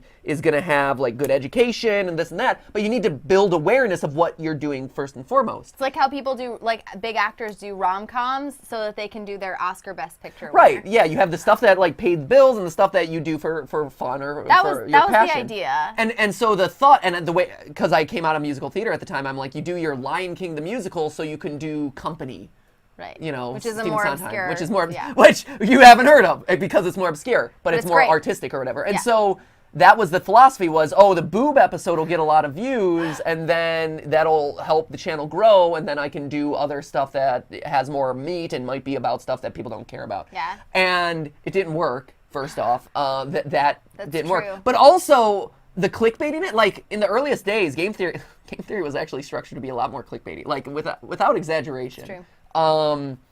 I feel like it's actually a lot more honest now, and we try to like make the thumbnails and titles like actually relate. But like Yeah. I very distinctly remember like The internet was also like the Wild West back It was. then. Like you could literally put anything in the thumbnail. YouTube worked completely differently, but it was like the channel has changed. It's become not clickbaity Well, in the same way that it used to, or it's- to the same level. Yeah, I don't know, it's still clickbaity. Come on, you guys. But like it's matured though. Like Yeah. I think that's part of it is like the boob stuff. I put it in there because I thought it's what people wanted to see and what would help make me popular. Oh, people know and Company in the chat. That's Thank I you. love Company, says Grumpy Dwarf. Thank you, Grumpy Dwarf. As do I. One of my favorite musicals. Crown says, MATPAT, put your weenus away. There are children. Sorry. We have not matured. We are still not safe for work. Oh man. No, but it was like, a horrible idea. The boobs, says Giraffe Gamer. But and honestly, like, so I thought I included it because I'm like, this is what's gonna help make me popular. People are gonna click on the scandalous thumbnails or whatever. Or people are gonna click on for the scandalous like boob shot or whatever. Yeah. And what I found was that one, that wasn't the case. That it was the content that spoke for itself, and two, that it was making especially like female or transgender viewers are like uncomfortable. Really uncomfortable. And I saw that in the comments, and And I stopped because I'm like, Yeah. I don't want this to be a show that makes people uncomfortable. And so so the first change that I made, I very distinctly remember it, I started to include more sexy men in moments too. Yeah, that's right. And so I'm like, now it balances out. And then it just became like, this just feels weird to me to like objectify people and sexualize it. And this, why does it need to be sexualized? And so that's why. Why has it gotta be sexual, That's bro? why I tried to strip as much of it away. And then every once in a while I'll dip into like a joke at this point about it, but usually it's at my own expense. But I've stripped that away just because the show matured, and I you, realized like, that grew I up as a didn't. person. Yeah, and I grew up as a creator because I didn't need that, and I realized that that's not what truly mattered, and that I was alienating audiences by doing that sort of thing. And as for another thing about like pandering to kids, I think is if there had been a shift, you would also think there'd be like a language shift and stuff like that. But we like if you talk to people who work with us and stuff, unless it's like some really extenuating circumstance, we don't curse a lot. We don't use we don't use derogatory terms. We don't, other than blaming Jason, obviously. I mean, but I curse at Jason. But like you've never included like swearing and stuff without a bleep over it or something in videos, because that's just never been something that's just not what I valuable do. to the channel. Well, it's also that's if not true to me, anything- right? And so like if I had suddenly like was cursing and then removed it, yeah, then I'm pandering to younger audience. But that's just the way that I am. That would have also been a valid choice, by the way. If you decide like, hey, I'm not going to curse in videos anymore, I would applaud people for that. Like, hey, you probably don't need that if your content's great. Right? You don't. Unless it's probably like an integral part of your format or something. So anyway, okay. Cool. Moving on. Over the years, he went from getting teenage boys to watch his videos to little kids because he found out that that's where the money's at, and that's how he could get more views. No. It's actually pretty genius because he basically predicted that something like the I wish I had the viewership that those like. Oh my gosh, toy unboxing those channels. toy unboxing channels Holy get. cow. Holy jeez. They get like 26 million views. 26 if we million were views in a tapping day. into that audience, man. Whatever. Happened, and that the videos where he had women with cleavage in the thumbnail He's were really probably upset about going to get demonetized. So him pandering to children now gives that him change an happened out. long ago. It's not just the Game Theory YouTube channel that I noticed a shift though. Also on Twitter, some of the stuff he now posts is, well, really bad. Oh no, my Twitter! Oh no! Twitter is sad. Is nothing safe. There's no boobs on your Twitter anymore. No more boobs in the Twitter. Okay, here we go. Usually avoid posting adult. Why did he insert a Five Nights at Freddy's? Why did he insert a? Because you never stop doing Five Nights at Freddy's. I think it's is it subliminal? I think it might be messages? subliminal. Yeah. Links, but this is an exception. I'm not antisocial, I'm just pro-solitude. When nothing goes right, take a left. Yesterday I wanted a burrito. Today I'm eating a burrito. Follow your dreams. true, I was eating a burrito. That's awesome. Motivation. It's cute how I they didn't see call that them one. I missed like that one. calls and Thank you. not avoided I was eating a calls. burrito. It was great. That's I'm true. not the only YouTuber pointing this out. On top of me, PewDiePie has called him out for making really cheesy, unoriginal puns and jokes. I don't remember MATPAT's Twitter ever being a gold mine, but since earlier... No one... Is anyone's Twitter a gold mine? No one's Twitter is a gold mine. Well, maybe Kim Kardashian's is a gold mine. No, because she just posts a lot of emoji. I follow her. She posts her Kimoji a lot. I mean... Yeah, I know. It's kind of a bummer, Chris right, is so sad about Kim Kardashian's emojis. Chris and I totally follow Kim Kardashian on Twitter, and I wish it were better, but all she's been doing is promoting her highliner line lately. Ugh. Worst. I know. Yeah, no, Twitter... Fine, it's sold out again, Kim. Twitter is no gold mine for anyone. Or if it is, I have not figured out.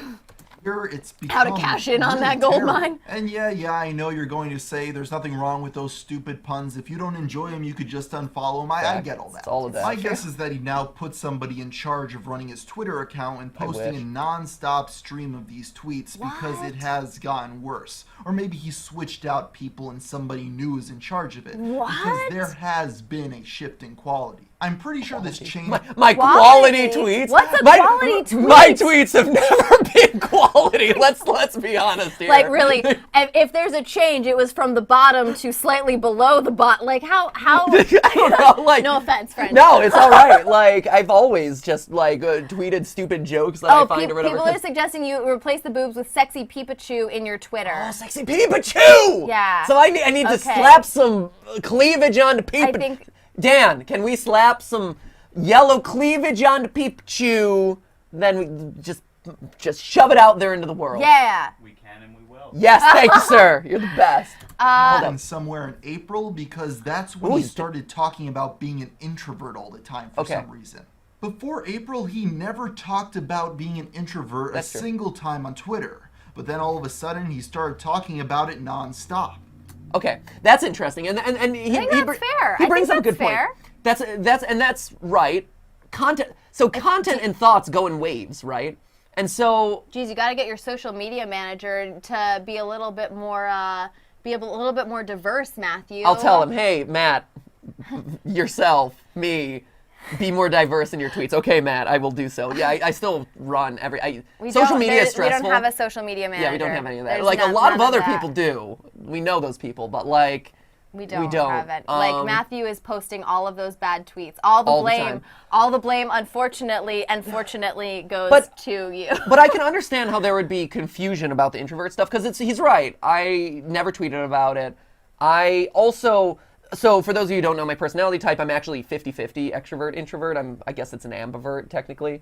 But why this happened, and I've mentioned this on the live stream before, I think, but my tweets, they're not like a typical Twitter where I'm just like tweeting out like stream of consciousness. Yeah, stream of consciousness stuff. I've never been very. I'm not that type of that's not the sort of stuff that I like or would be comfortable doing. But what I do is I tweet out stuff that's very relevant to either what I think you guys are listening to at the moment or how I'm feeling, but something that's more not about like, this is how I'm feeling right now, but something that's more general about how I'm feeling. And recently we brought on Dan, who is helping us out with thumbnails and stuff. And we also have, Stephanie has Meredith now, who's helping out on the consulting side because there's a lot of consulting work going on. And all of a sudden, our team of 4 here with Steph, me, Jason, and Chris is now 6 people in the house every day. And it's a lot. No offense. Love you, Dan. You're great. You're also very quiet. I appreciate that. But it's one of those things where, and we still work out of the house. Yeah. And it's one of those things where having 6 people in your house every single day, sometimes until 9 o'clock, 10 o'clock at night, because we work late. We work round the clock. Yeah. These guys start 8:30, 9 o'clock. These guys are incredible. Like these guys are awesome, and they're like, I mean, besides working with us, they're also like basically our family, right? They are literally in our house every day. All the time. So sorry, you guys, you're stuck with us like family. We also they're like, get us out of here, get us out of here. We also had like visitors and stuff around the time, and so like. I started tweeting out a lot about being an introvert because I was feeling, at the end of the day, emotionally exhausted by all the talking and requests and questions that we had to answer on top and of emails. that, emails and meetings, and it's everybody a lot. Wants something. And like so me as an ambivert, like usually I'm like, yeah, I can talk to people for hours on end, and like at meet and greets at conventions, like I'll go for 3 hours. Like I can do it. But recently, like it's been harder, and I've been more and more tired just by the nature of everything that's been going on. And so that's why I started to do a lot of tweets about introversion, because I personally was feeling it a lot, and I've been doing it less and less because I've been, we've gotten through that phase, and I'm doing better now. Yeah. But it suggested that he follow Ronnie Edwards. Oh, he should follow Ronnie. Ronnie has a good Twitter. Ronnie has a strong Twitter game. Yeah, actually, I recommend following Ronnie because his Twitter might be much closer to a gold mine than either of ours. At digressing NSQ. Yeah, there we go. Ronnie, he's great. He only tweets like once every so often. Yeah, it's once every 6 months. It's not a big thing to deal with. It's right. It's great. It's similar to digressing and side questing in general. Here we go. Okay. So Twitter, I hope that explains it. It seems that on a daily basis, MATPAT interacts with his employees, clients, other YouTubers. Yes. Trust me, if you had to interact with Jason every day, oh my gosh, you would be wishing you were in a closet all the time too. Friends, fans, and actually, and that's true. I do. 100% true story. When I do get overwhelmed by these guys, I will literally work upstairs in the closet, the recording closet. I will literally work up there. Yeah, because they're not allowed up there. The 3rd floor is where they're not allowed up because that's where we live, right? And then we come down during the day, and so that's what happens is we come down and it's like we know.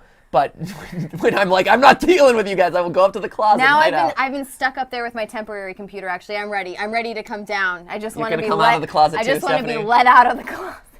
We're both ready to come out of the closet, guys. Keep going. Keep going. Clickbait title! We're not even through one video. Yet all of a sudden he's going to start talking about being a shut-in? This is the same guy that met with the Pope. I know this is a really no introverts have ever met with the Pope. How dare you? No one is allowed to meet with the Pope. Actually, they send you a questionnaire before you meet the Pope, and one of the questions is, are you an introvert or extrovert? If you check Yes or introvert, no. you're off the list. Yeah, no. You can't. No. They don't even let you in the Vatican. Yeah. The doors just shut, like the gates of heaven. Wow, this got dark. About, but it was just an easy one for me to search the keyword of to see when this change started. Sure. So why all these bad puns and tweets about being... Because I like bad puns. Like He legitimately just makes dad jokes they all make day. like, I think it's funny. Being an introvert all of a sudden. Also, people, that's a good one on screen right now. Step 1, start typing, watching a YouTube video. Step 2, type awesome, mind blown. People were like, MATPAT, that's like, you stole that from like 3 years ago. I had never seen it before. Sometimes you don't get sometimes you're late to the boat I'm like, on the wait, internet. this is a It's feature okay. that's been present for 2 years on YouTube? I didn't know that. Like, I was just really excited. I was so shocked that so many people knew that one, because I had no idea. And I'm like, yeah, this is going to be so cool. Sudden, well, my guess is that another person is now running the Twitter account, No. and he's tweeting things that his audience wants to hear, which I guess is not wanting to leave the house or interact with others, and jokes that wouldn't even be put on the Big Bang Theory. This all leads back. Oh, shots fired, Big Bang Theory! I have to, Can we do a video? Agree with him. I'm what not a big happened- fan of the Big Bang Theory. What happened to the Big Bang Theory? I'm relating right now. It's gonna be our new video. He's got a point on that. Can we do a react video to the Big Bang Theory? Just No, then we'd have to watch it. Just be you guys God. napping. Oh, jeez. Main point of what happened to game theory. Well, yes, people are right by pointing out Five Nights at Freddy's happened. I think that that's just a smaller piece of the bigger problem. It's true. MATPAT is Bigger really puzzle. intelligent, and he'll do whatever he can to grow his brand. While at first he started marketing his videos to teenage boys, it's clear that as time went on, he Makes me sound started like a going pedophile. out. Yeah, that Right? sounds really yeah, bad. teenage boys. You want my boob thumbnail? Yeah. Safe search. Safe search on. Safe search on. Oh, God. Weenus is out. Safe search on. Okay. And yes, we're on Children to Twitter, watch. just so you know. I'm looking at Twitter. Go ahead. But hey, that's just a theory. A game... I'm not doing it. Okay. You can. He's All right. insinuating that you're gay. I like that it's still continuing the funny. FNAF. I know. Like, oh, subconscious. Okay, Right. so that's Okay, that that's one. Whew! We made it through one. Woo! There was a lot to talk about. Right? Okay. That was a lot. Wow. That was a lot to pick apart. Wow, Holy cow. okay, Okay. all right. What's this one? What is this one? Which one's okay? Why so this is by I Now who? Hate Game Theory. Okay, Why I Now Hate Game Theory by Oh my Optimus. gosh. Holy jeez. I mean, Okay. the title is straight to the point. I not appreciate that. clickbait. I appreciate it. That's it. We Okay. might not be able to do the Full one. Yeah, we can. Okay, that's fine. Yeah, That's fine. I'll click around and we'll see. Okay. The game theorists, it used to be a... They hate game theory because of Nugget. I mean, the channel did start going down once we started talking about Nugget. Man. Let's be honest. Aw. Stephanie is the one who brought it down. Nugget is so sad. No, Nugget! Oh, don't leave us, Nugget. Nugget has no friends on the internet. Oh, I miss Nugget. Can Kindergarten 2 come out yet? I that's love so Kindergarten so sad. much.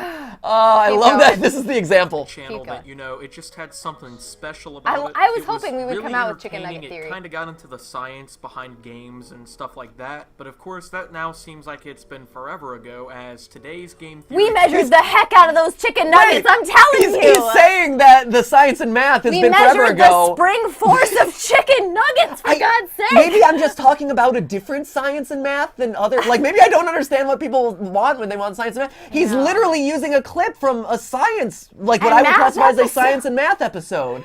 We calculated the volume of like a cone, a Of spherical nuggets, and then cone we of measured the like compressibility. 8 million nuggets. Maybe I just don't understand. Like, Maybe he must be getting to the good stuff. Hold up. Go ahead. Okay. Go ahead. It's just a disgrace to what it used to be. Disgrace. There's Disgrace, several Matthew. reasons why I now How dare hate you. game theory, and honestly, this used to be one of my favorite channels on Thank YouTube, you. but now I can't even watch anymore. Ooh. So the Unwatchable. first real reason why, you know, let's game go. theory as a channel has just completely fallen apart is the content has just, it's become underdeveloped, and it seems like it's intentionally stretched out for Okay. ad revenue, and this is not the... For revenue. Stretched out for revenue. Okay, so Revenue, first okay. off, that's another misconception on YouTube. You do not, there is no But like it's a 10-minute mark. I think it's a common thing that people talk about, like, oh, do people make videos do Artificially people longer. make videos artificially longer? And this is one that we actually talk to a lot of creators about, especially vloggers and people who are like former pranksters who are now turned vloggers. Like, for instance, pranks used to be really short on YouTube. It's like a 30-second prank, right? But 30-second videos don't work on YouTube now, so a lot of old prank channels now have really long vlog formats. Roman Atwood has done a fantastic job of taking what used to be 2-minute prank videos, and now he does 30-minute family vlog videos, and they are unbelievably successful. I think he's awesome. Roman's great. Some other ones, not so much. But what happens with those channels, because we see a lot of data behind the scenes. What happens with those channels is they do a clickbaity thumbnail, a clickbaity title, and you can go into their retention, and you can see that people drop way off, and then they're kind of clicking around to look for like where the thumbnail actually is, because it's nowhere, and you can tell when people are really like annoyed and they're not willing to watch the video, and then you'll see it like spike right at the end, because that's where you see the thumbnail image come from. Yeah. And you can tell when people like are artificially drawing out videos, because viewers are smart. They don't watch videos that are artificially stretched out.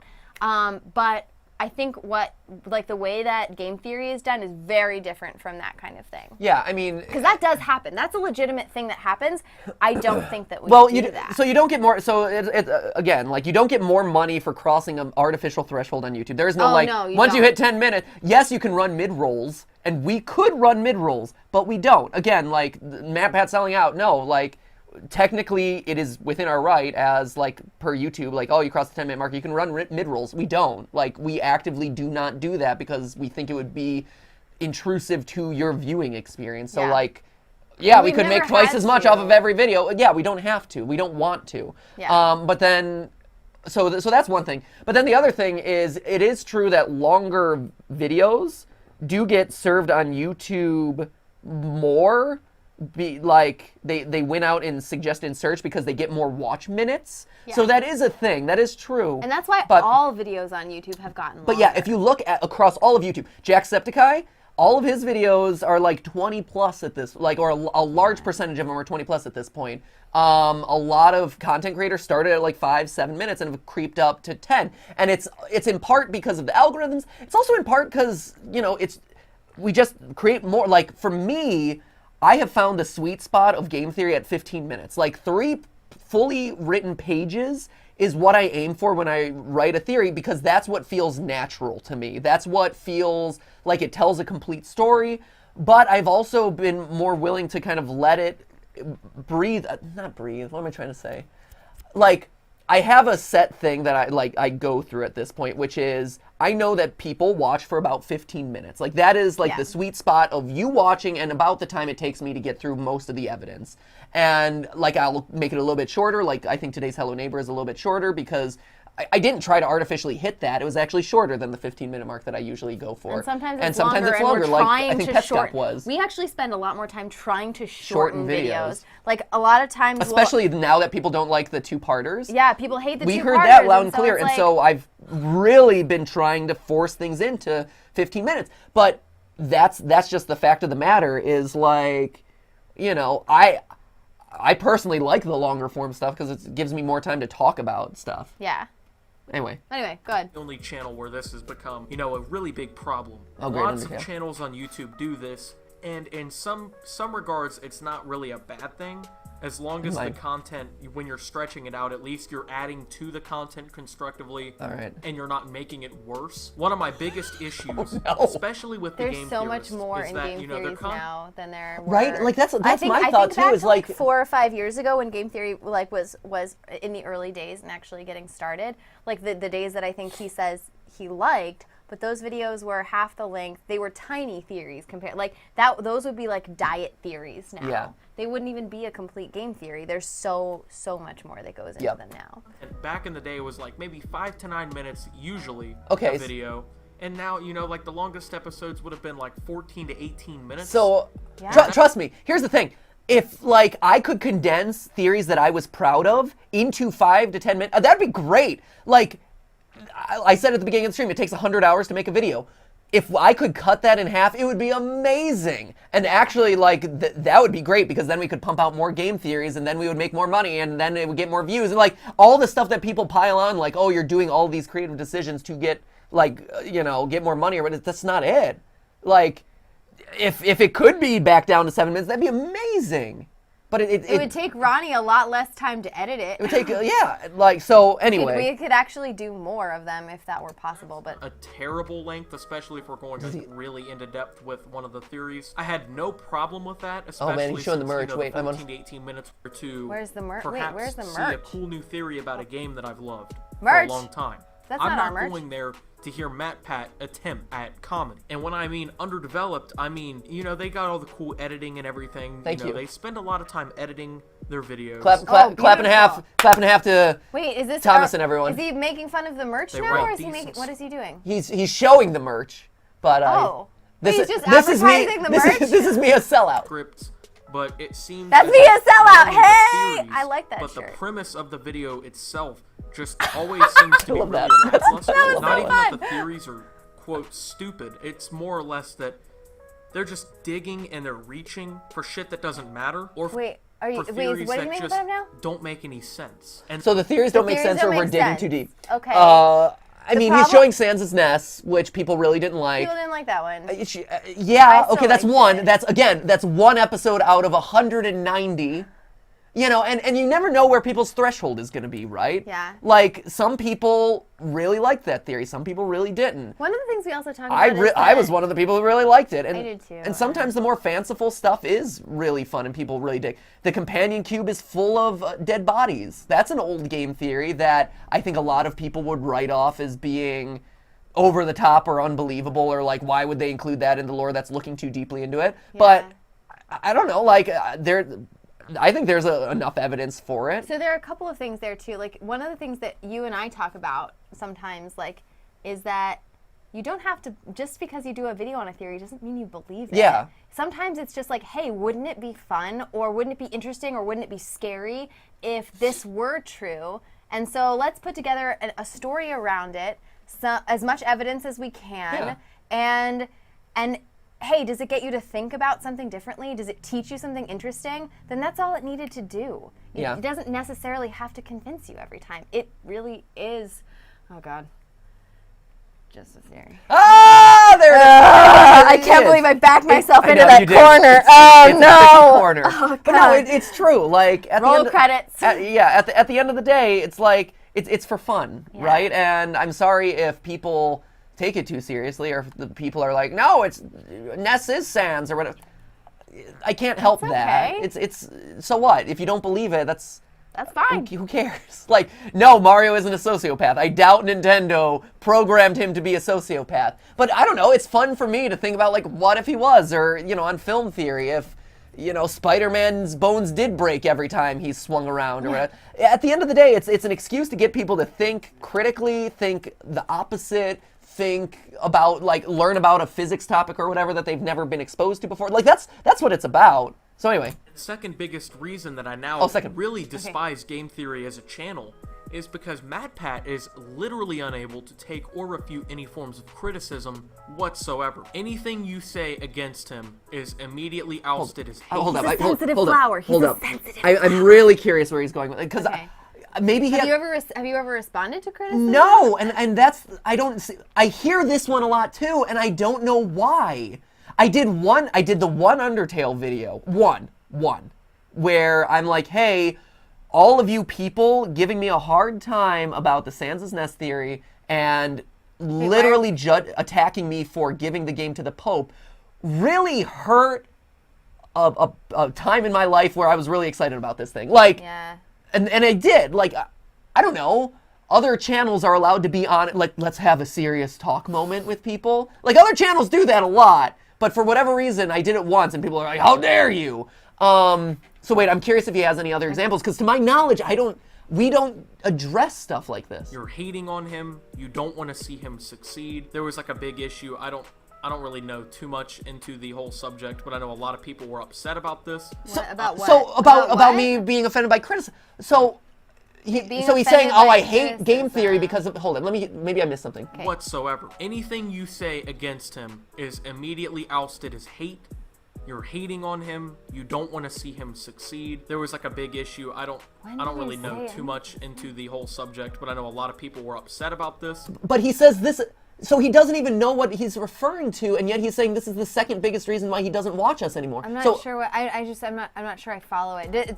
Seriously, do you guys have any? Hold up. Let's see. Maybe. Apparently, MATPAT was like selected in a special committee to meet Pope Francis. So he's talking about the Pope thing. It's been a while back, I think now. But he was like one of 10 or 20 YouTube creators online and just overall, internet celebrities who were pretty much selected to meet the Pope. Yep. Yeah. And apparently people hated that he was selected. And, I can kind of understand why, because MATPAT is not the face of YouTube. If anybody... No, nor is 10 people the face of YouTube, but anytime... There's no number of people that could possibly represent all of YouTube. No, okay. And I don't think you have ever said you were. No, I did, and hold up. Should have went, and I don't know if he did or not. It should have been like PewDiePie or somebody like Yeah, do you want PewDiePie? I mean, I get it. He's the biggest. He's the biggest, absolutely. But also, we wouldn't have ever been in competition with him because they actually picked people from. This is a fun fact, actually. Yeah. They picked people from different regions of the world. We would have actually never been going up against PewDiePie we were a competition in to the meet American Pope. division. I We guess. were the American creators, and it wasn't. I don't. How could you ever represent YouTube with 10 people? That's impossible. But there's no way that could happen. But a big part of the reason why we were selected for that, and I think it's worth mentioning, and this is something that we actively strive for, is when we put ourselves out there in the public and speak about YouTube and our jobs as YouTubers and this and that, we try to do things that are... we try to speak very knowledgeably about it. We want to be very professional because we know YouTube has a stigma. We know that to the outside world, to the adults, to traditional media, that YouTubers are just, they're irresponsible, they're racist, these millennials are so entitled, they don't have real jobs, they're playing video games. There is so much hate toward what we do and towards this industry. And so, and we also recognize that a lot of creators either don't have the desire to have those sorts of conversations.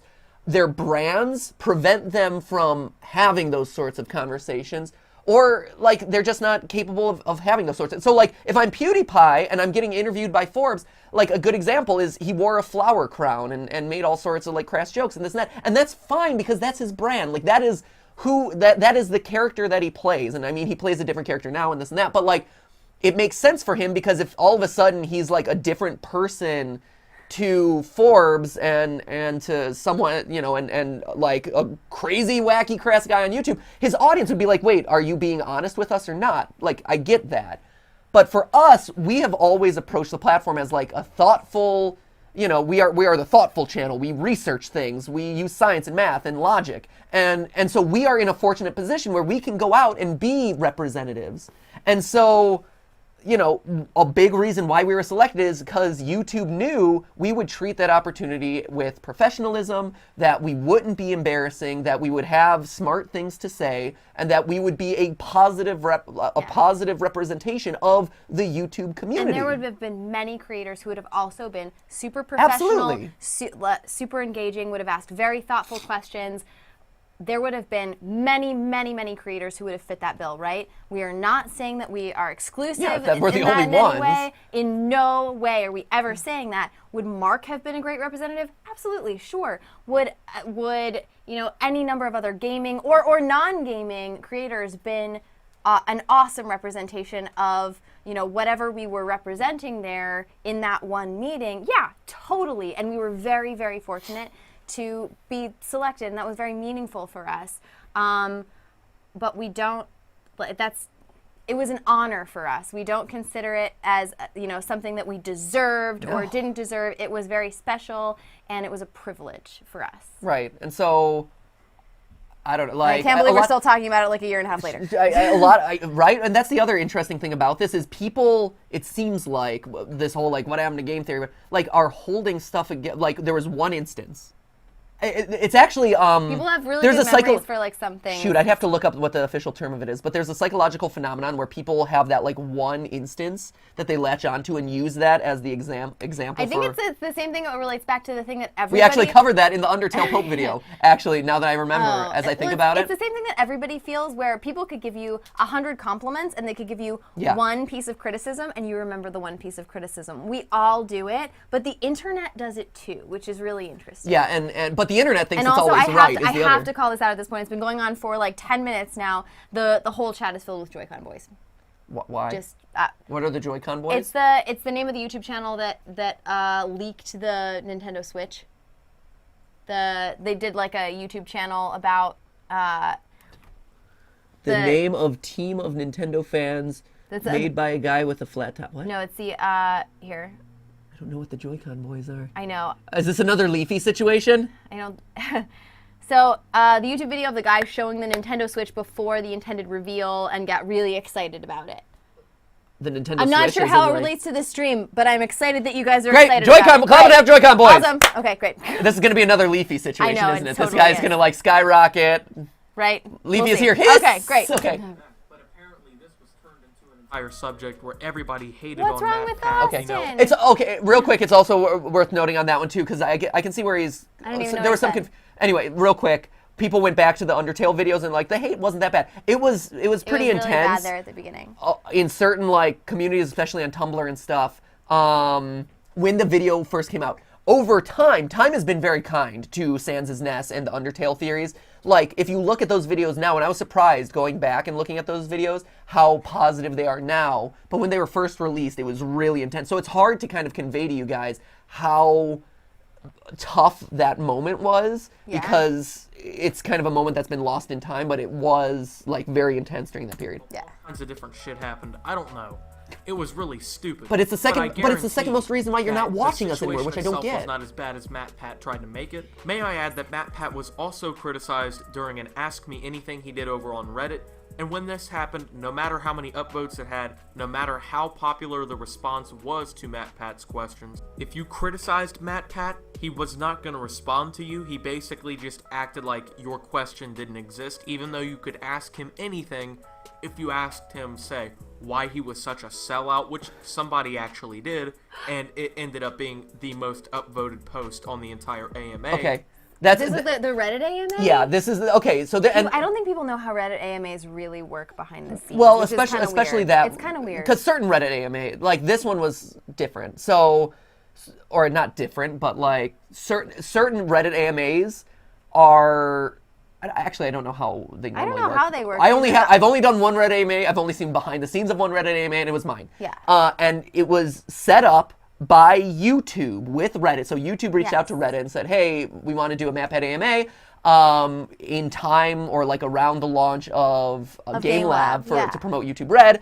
And I was really excited to do it because I've never done a Reddit AMA. Yeah, it was really fun. I think they're really interesting, and so I did. I was in the room too, behind the scenes. Yeah, Steph was there, so Yeah. she can attest to all of this. And we go to the Reddit office, which is.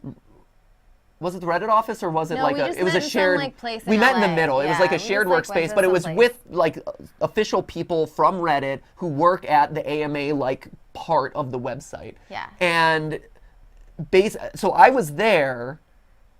And because I'm a slow typer and whatever, like the way they operated that AMA is they ask the most upvoted questions. Yep. To me, and I would just verbally give back my response, and they would type it up because they had someone who was a really fast. And it was they verbatim. had someone like doing it in real time to make it faster so that he could answer more questions. Yeah. And we only had an hour to do it in person. And I told them, give me every question. I don't know, I don't know why. Why are Matthew, you a sellout?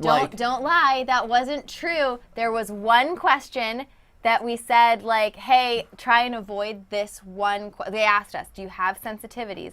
The only thing we said was, if someone asked, is Stephanie pregnant? Let's skip that one. That is true. We skipped that one. I wasn't. But, like, that is literally the only thing we said. Everything else, go for it. Yeah, no, it's true. And so I don't know, like, honestly, I don't know if it was skipped, if that one just got upvoted after the fact.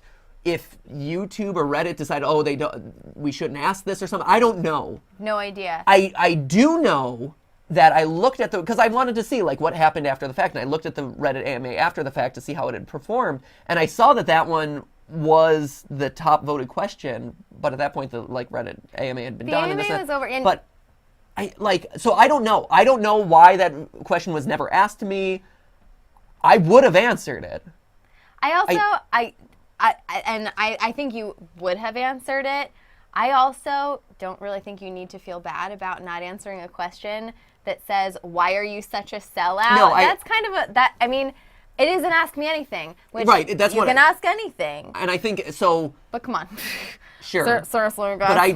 But that's one of the worst things that you can do in an AMA is not actually answer every question. Yeah. Selectively answer questions. So no. Like, I would have a problem with that if I hadn't answered that. Like, that's like the worst thing that you can do. And so why would I actively avoid a question knowing that if I avoid this question, you have fundamentally defeated the purpose of Reddit AMAs and you're going to get the hatred of Reddit poured on you. Like, that's just it. So, like...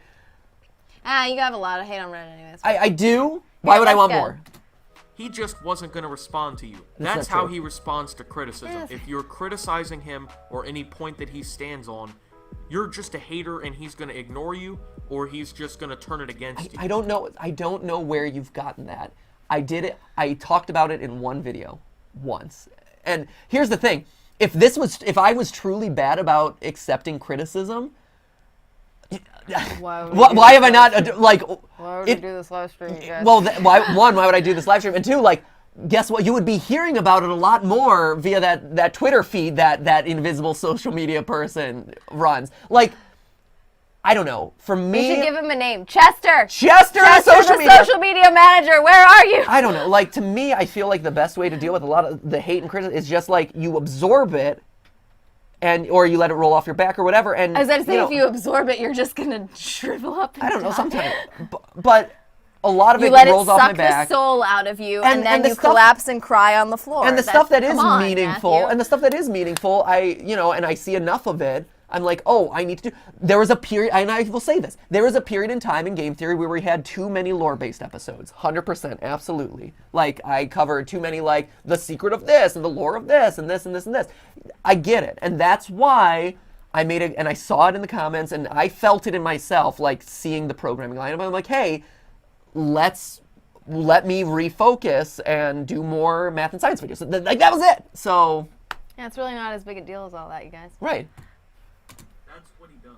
He gives no rebuttals to defend himself. He doesn't defend any of his theories. He just blatantly calls everything. Jason! Look, it's Jason! You know what? If you have one criticism, Jason is it. Great. Blame Jason. Blame Jason. Worst. Blame Jason. I should do what happened to game theory? Jason. You have any response? Yeah. No response? Yeah. Stop turning the haters! Yeah, stop ignoring your criticism! God. Weep your sob story, Jason. Go home and cry. Boo! Unsub! There's no sob story. We are doing great since I have started on this team. I think it shows that, if anything, we need more Jason. More Jason? Does that mean do you want to stay here longer? Yeah, you could work weekends. Yay! More Jason! We have the guest room. The kids are leaving this weekend. He just turns around. He's like, no, give me careful what you wish for. Jason! Now, I don't think MATPAT is a bad person.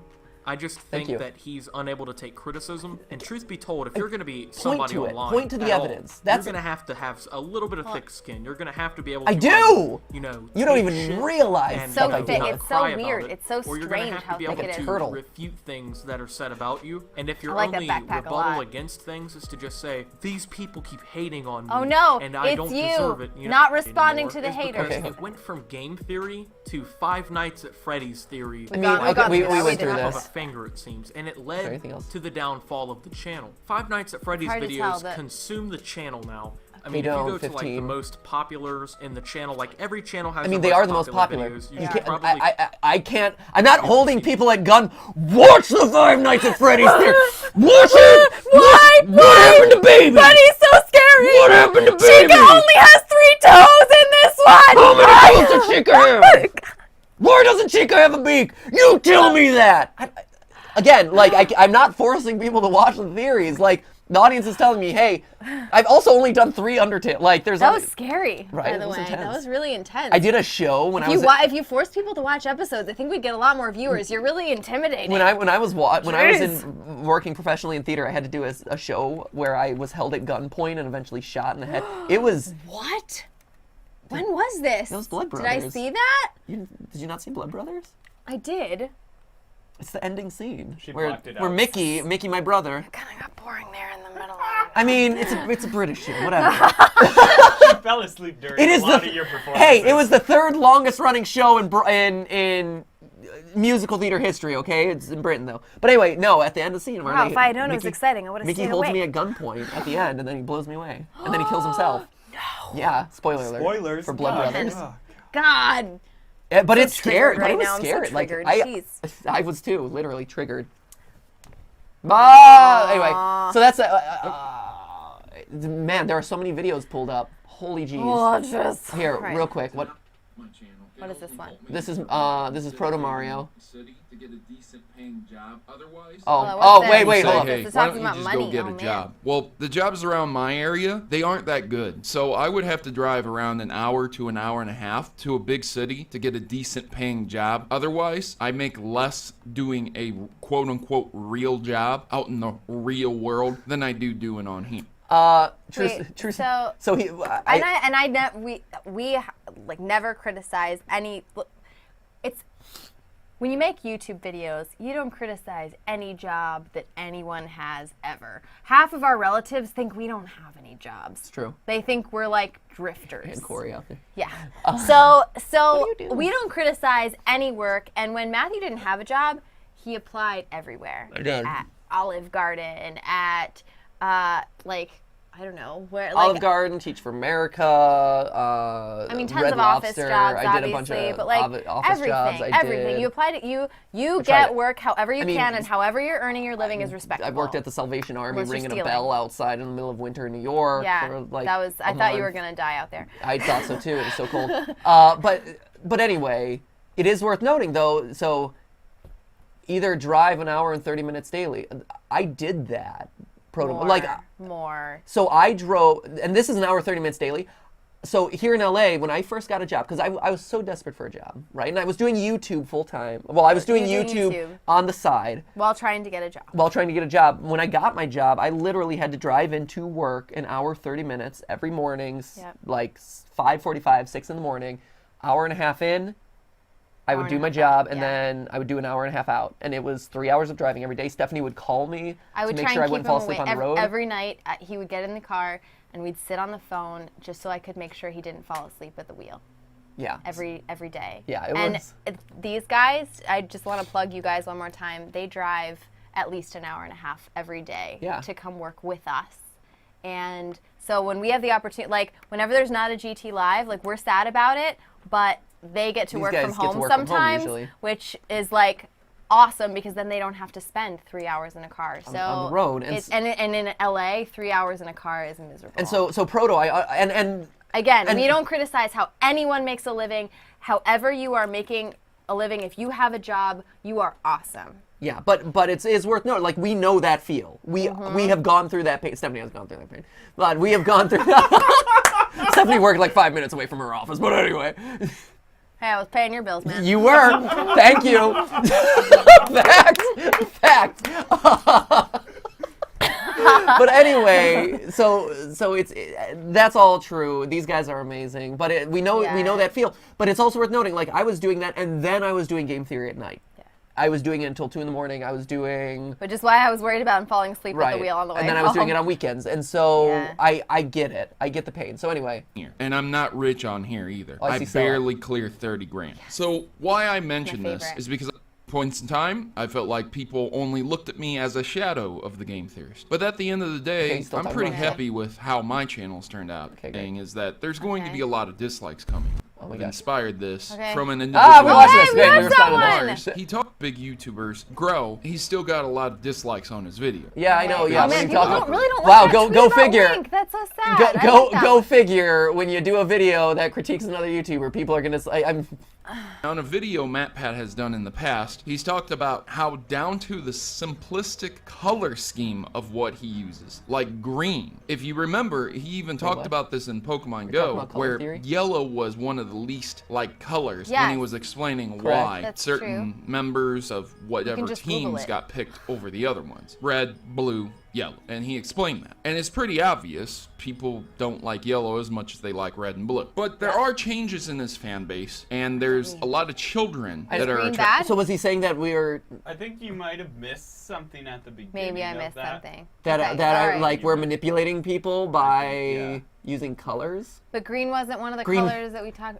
I don't know how popular is green popular. Blue is actually the most popular. Yeah, blue. We don't have any blue channels. Next channel needs to be blue, guys. Blue channel. Blue. No matter what. Come on. Just blue. Blue theory. Blue is royal blue really regal? Boob. Blue boobs. Bloobs. Bloobs. Make it happen. Blue. Blue. Thank you.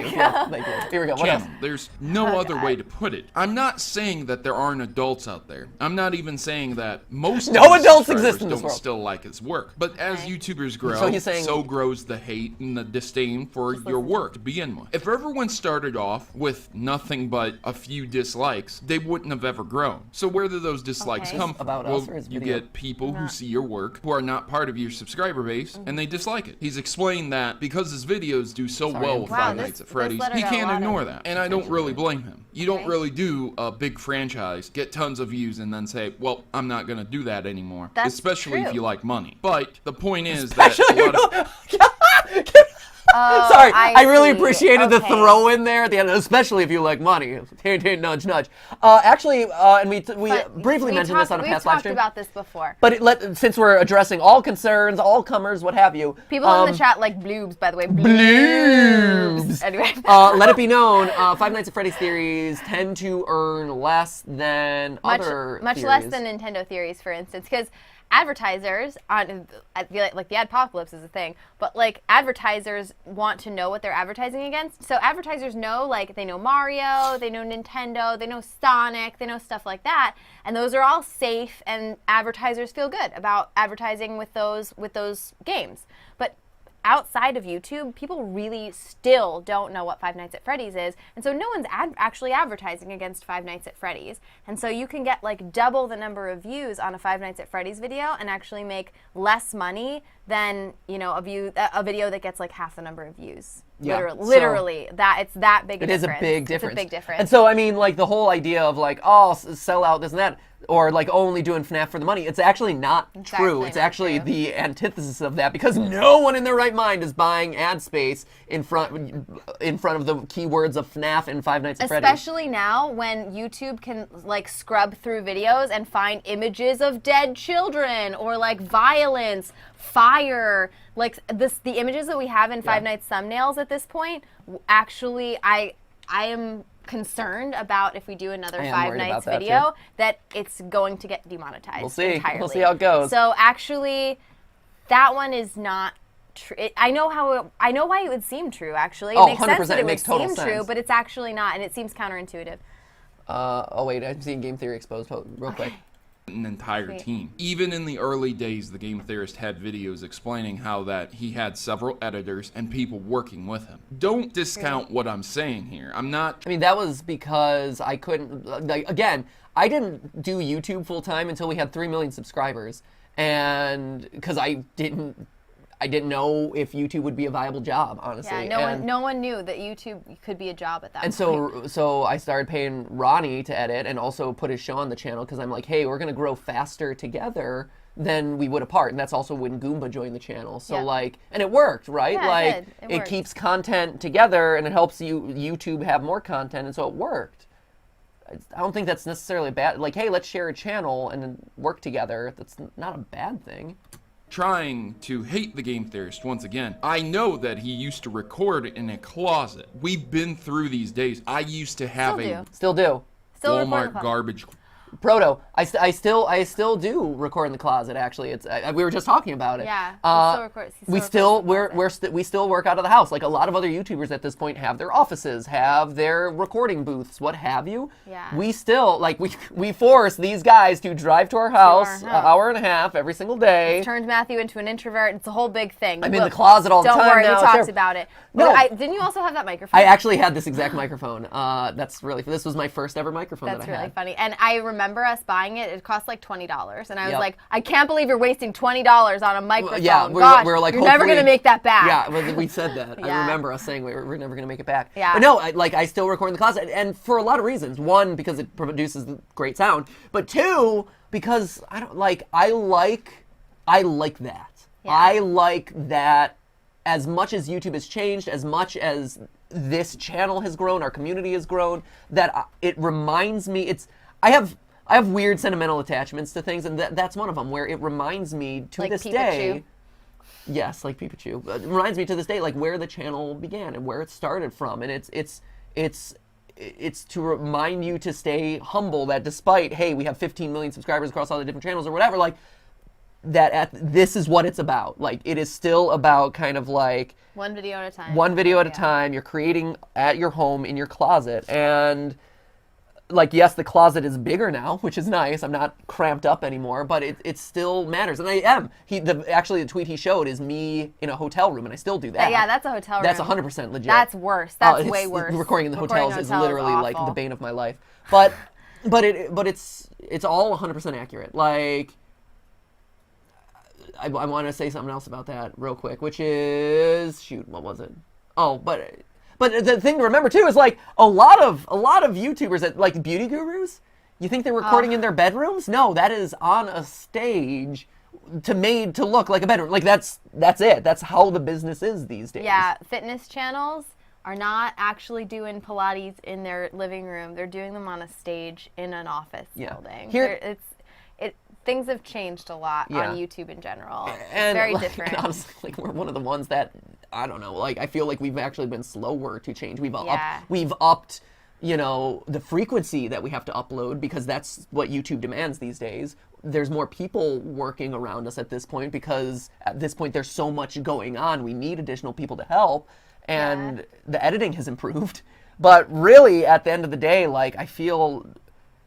Here's the thing, like if game theory truly changed, if game theory was truly doing things to sell out or game the algorithm or whatever, honestly, the editing would suffer. Like the editing would go out the window. It would make it, spending 80 hours to edit a YouTube video every week is stupid. It is so dumb. Like no one in their right mind would do that because it is so counter to how YouTube operates. But And we've talked about, like, we have Friday calls with all the theorists, and, like, Goomba's on there and whatever. And Goomba, for a while, when Leafy was taking off, was like, oh, my gosh, should I be, Leafy's just ranting over top of gameplay of him slicing things in CSGO. Like, should I dial back my editing? I'm like, I don't control your show, so you can if you want to. But what I would say is, like, I'm not doing it on game theory because we stand for something different. We stand for something that's a little bit higher production value. And that's also whatever. not to criticize anyone's production value. Like, absolutely not. You used to edit everything completely by hand. You work with whatever resources you have. Like, if you can only do. If what you do is VO over top of gameplay footage, but what you're talking about is really compelling, there's absolutely nothing wrong with that. And there's no criticizing the way that anybody else makes videos.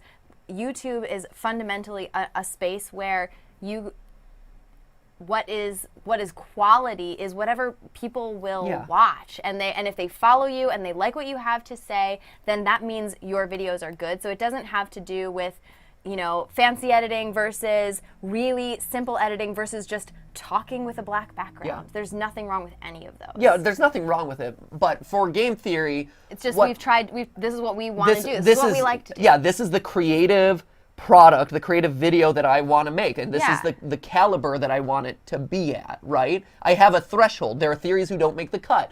it's because there's a threshold there. And don't worry, we haven't forgotten Twitter. I'm still reading it in the background. I know we haven't had a chance to call people out. At ChatJordan2002, I think MATPAT and Courtney Patrick forgot that the Twitter theorists exist on the stream. No, I didn't. I've been reading it in the background. I just haven't been able to answer all of it.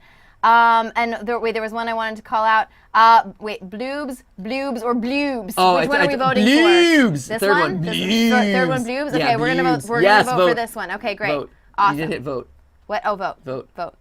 There we go. Yes. Yes. Oh, Bloobs. Oh, we're losing to Bloobs. Oh, okay, damn that's it. okay. That's Everyone, all right. vote for Bloobs. No, vote for what's in your heart. Yeah, don't- or on don't- your chest. Either one. Let's see. So Chris anyway. Powers, are you watching GTLive right now? Yes. Oh, Yes. Proto Mario. Okay. You did the Proto Mario. Okay. Maybe So- Proto Mario's watching right now. So All right, anyway, sorry. hopefully, I mean, we're past 2 hours. My family's Yeah, we waiting gotta- for we dinner gotta at go. this point, so they're out of town again. They're in from out of town. I think we've addressed a lot of the main stuff here. Yeah. Or to just fall behind the fact that it was just him and not his team, rather. That he has these people to help him, yet he still gets things wrong at times. I mean, that's It's so called this is human. It's called being a human. so this is making mistakes in theories. Yeah, I mean, it happens sometimes. can't like, know everything all the time. We do and that's the biggest criticism that always gets to me is we do so much research. So much, you guys. And it hurts when something slips through the cracks and people dismiss a theory because of like that one detail from that one game or that one thing that you didn't check. Game of Thrones, recent example, is one. We did Game of Thrones and we're like, it's on Film Theory this week. We're like, hey, everyone's like we had been working on that for 2 weeks. Then all of a sudden everyone's starting to talk about like, wow, sizes in Westeros are weird. And we're like, hey, we have the solution for that. We're really excited. And we measured out everything. We calculated out travel speeds, this and that. Yeah. Put up the video and people are like, the conclusion is, hey, people in Westeros are twice as big. Like, they're just larger than life. That's the only way to make the travel work. And we're like, this is so exciting. We're so proud of this. But then everyone in the comments is like, yeah, but the mountain is 8 foot 8 inches tall, and it's canon, and you missed that, and that disproves your theory, stupid. And without exaggeration, we had checked Jaime Lannister, we had checked Cersei Lannister, we had checked Tyrion, we had checked Jon Snow, we had checked, Sansa. Like, we had checked a bunch of characters. Yeah. The main guys. But because you would think if they called out anyone's size, it would be the dwarf. The dwarf. It would be the dwarf. Oh, the dwarf who's 4 foot, 4 foot 5, 3 foot, whatever. Like, so we checked. Yeah. And we checked general, like, we knew the wall is the one thing that's called out, and like Winterfell is the one thing. But there was one detail, and then everyone in the comments bandwagons. It's like, oh yeah, why didn't you Google search and look for that one thing or whatever? And we did and it's always those small cracks. There was something in a Fallout episode once that was also like one thing. Often it still doesn't disprove the theory. No, but people think it does. But people are like, oh, they don't do their research because they missed this one thing. We try to be experts as much as we can. Yeah, we do so much. But it's hard, I'm really proud of the research. Yeah, I am too, and that's why really proud of it. all of this, that's the one that really still irks me to this day is this people who say, oh, they don't do work, they don't put in time, because we do. Like I said, there's so it much. takes at least 30 hours to research some of this stuff. Yeah. The Hello Neighbor theory that went out yesterday, that was such a slog. It was a for slog. For you, it took and that was Austin's for hacking. days. So Austin, who does science, who helps out writing game theory at this point as well, and researching some stuff. He was hacking into the game. He was looking at for like a week. Yeah.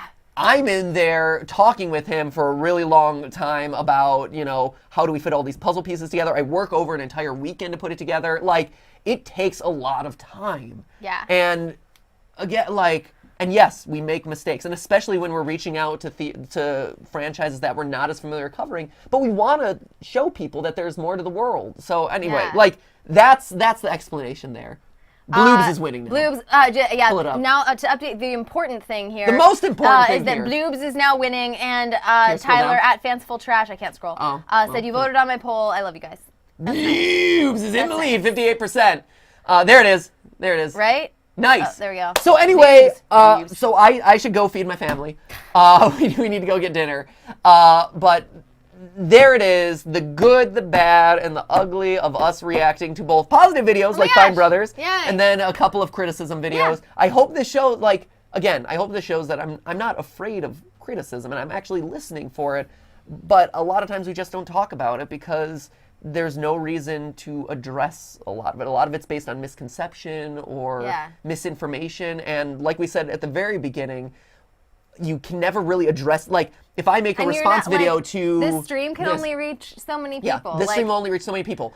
If I did a game theory, a video on Game Theorist, that was me addressing the Proto Mario video, it's not going to address all the people who watch that video. It just won't. But I mean, there are many people out there who criticize in many different ways. Yeah.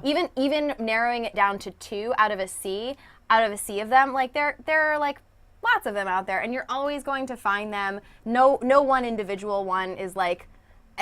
The thing is, no one individual one is actually like one that would be like responded to, but it's like, oh, if you see the same thing over and over again, like maybe you should clear some stuff up. And you know what? It was fun, actually. It was kind of neat. Nice. It was nice. And it was cathartic, and you get to talk about I feel catharsis. Like we get to talk about how hard these guys work, and we get to talk about how much research goes into things, and you get to talk about how you would never, ever think this, but actually, if you talk to AAA game developers, they're still like, wow, yeah, is Five Nights at Freddy's, is that like a game? Is that like a popular game? And you're like, are you kidding? Do you live under a rock? So the internet, like YouTube and the internet has like a very different perception about things than sometimes is in the real world.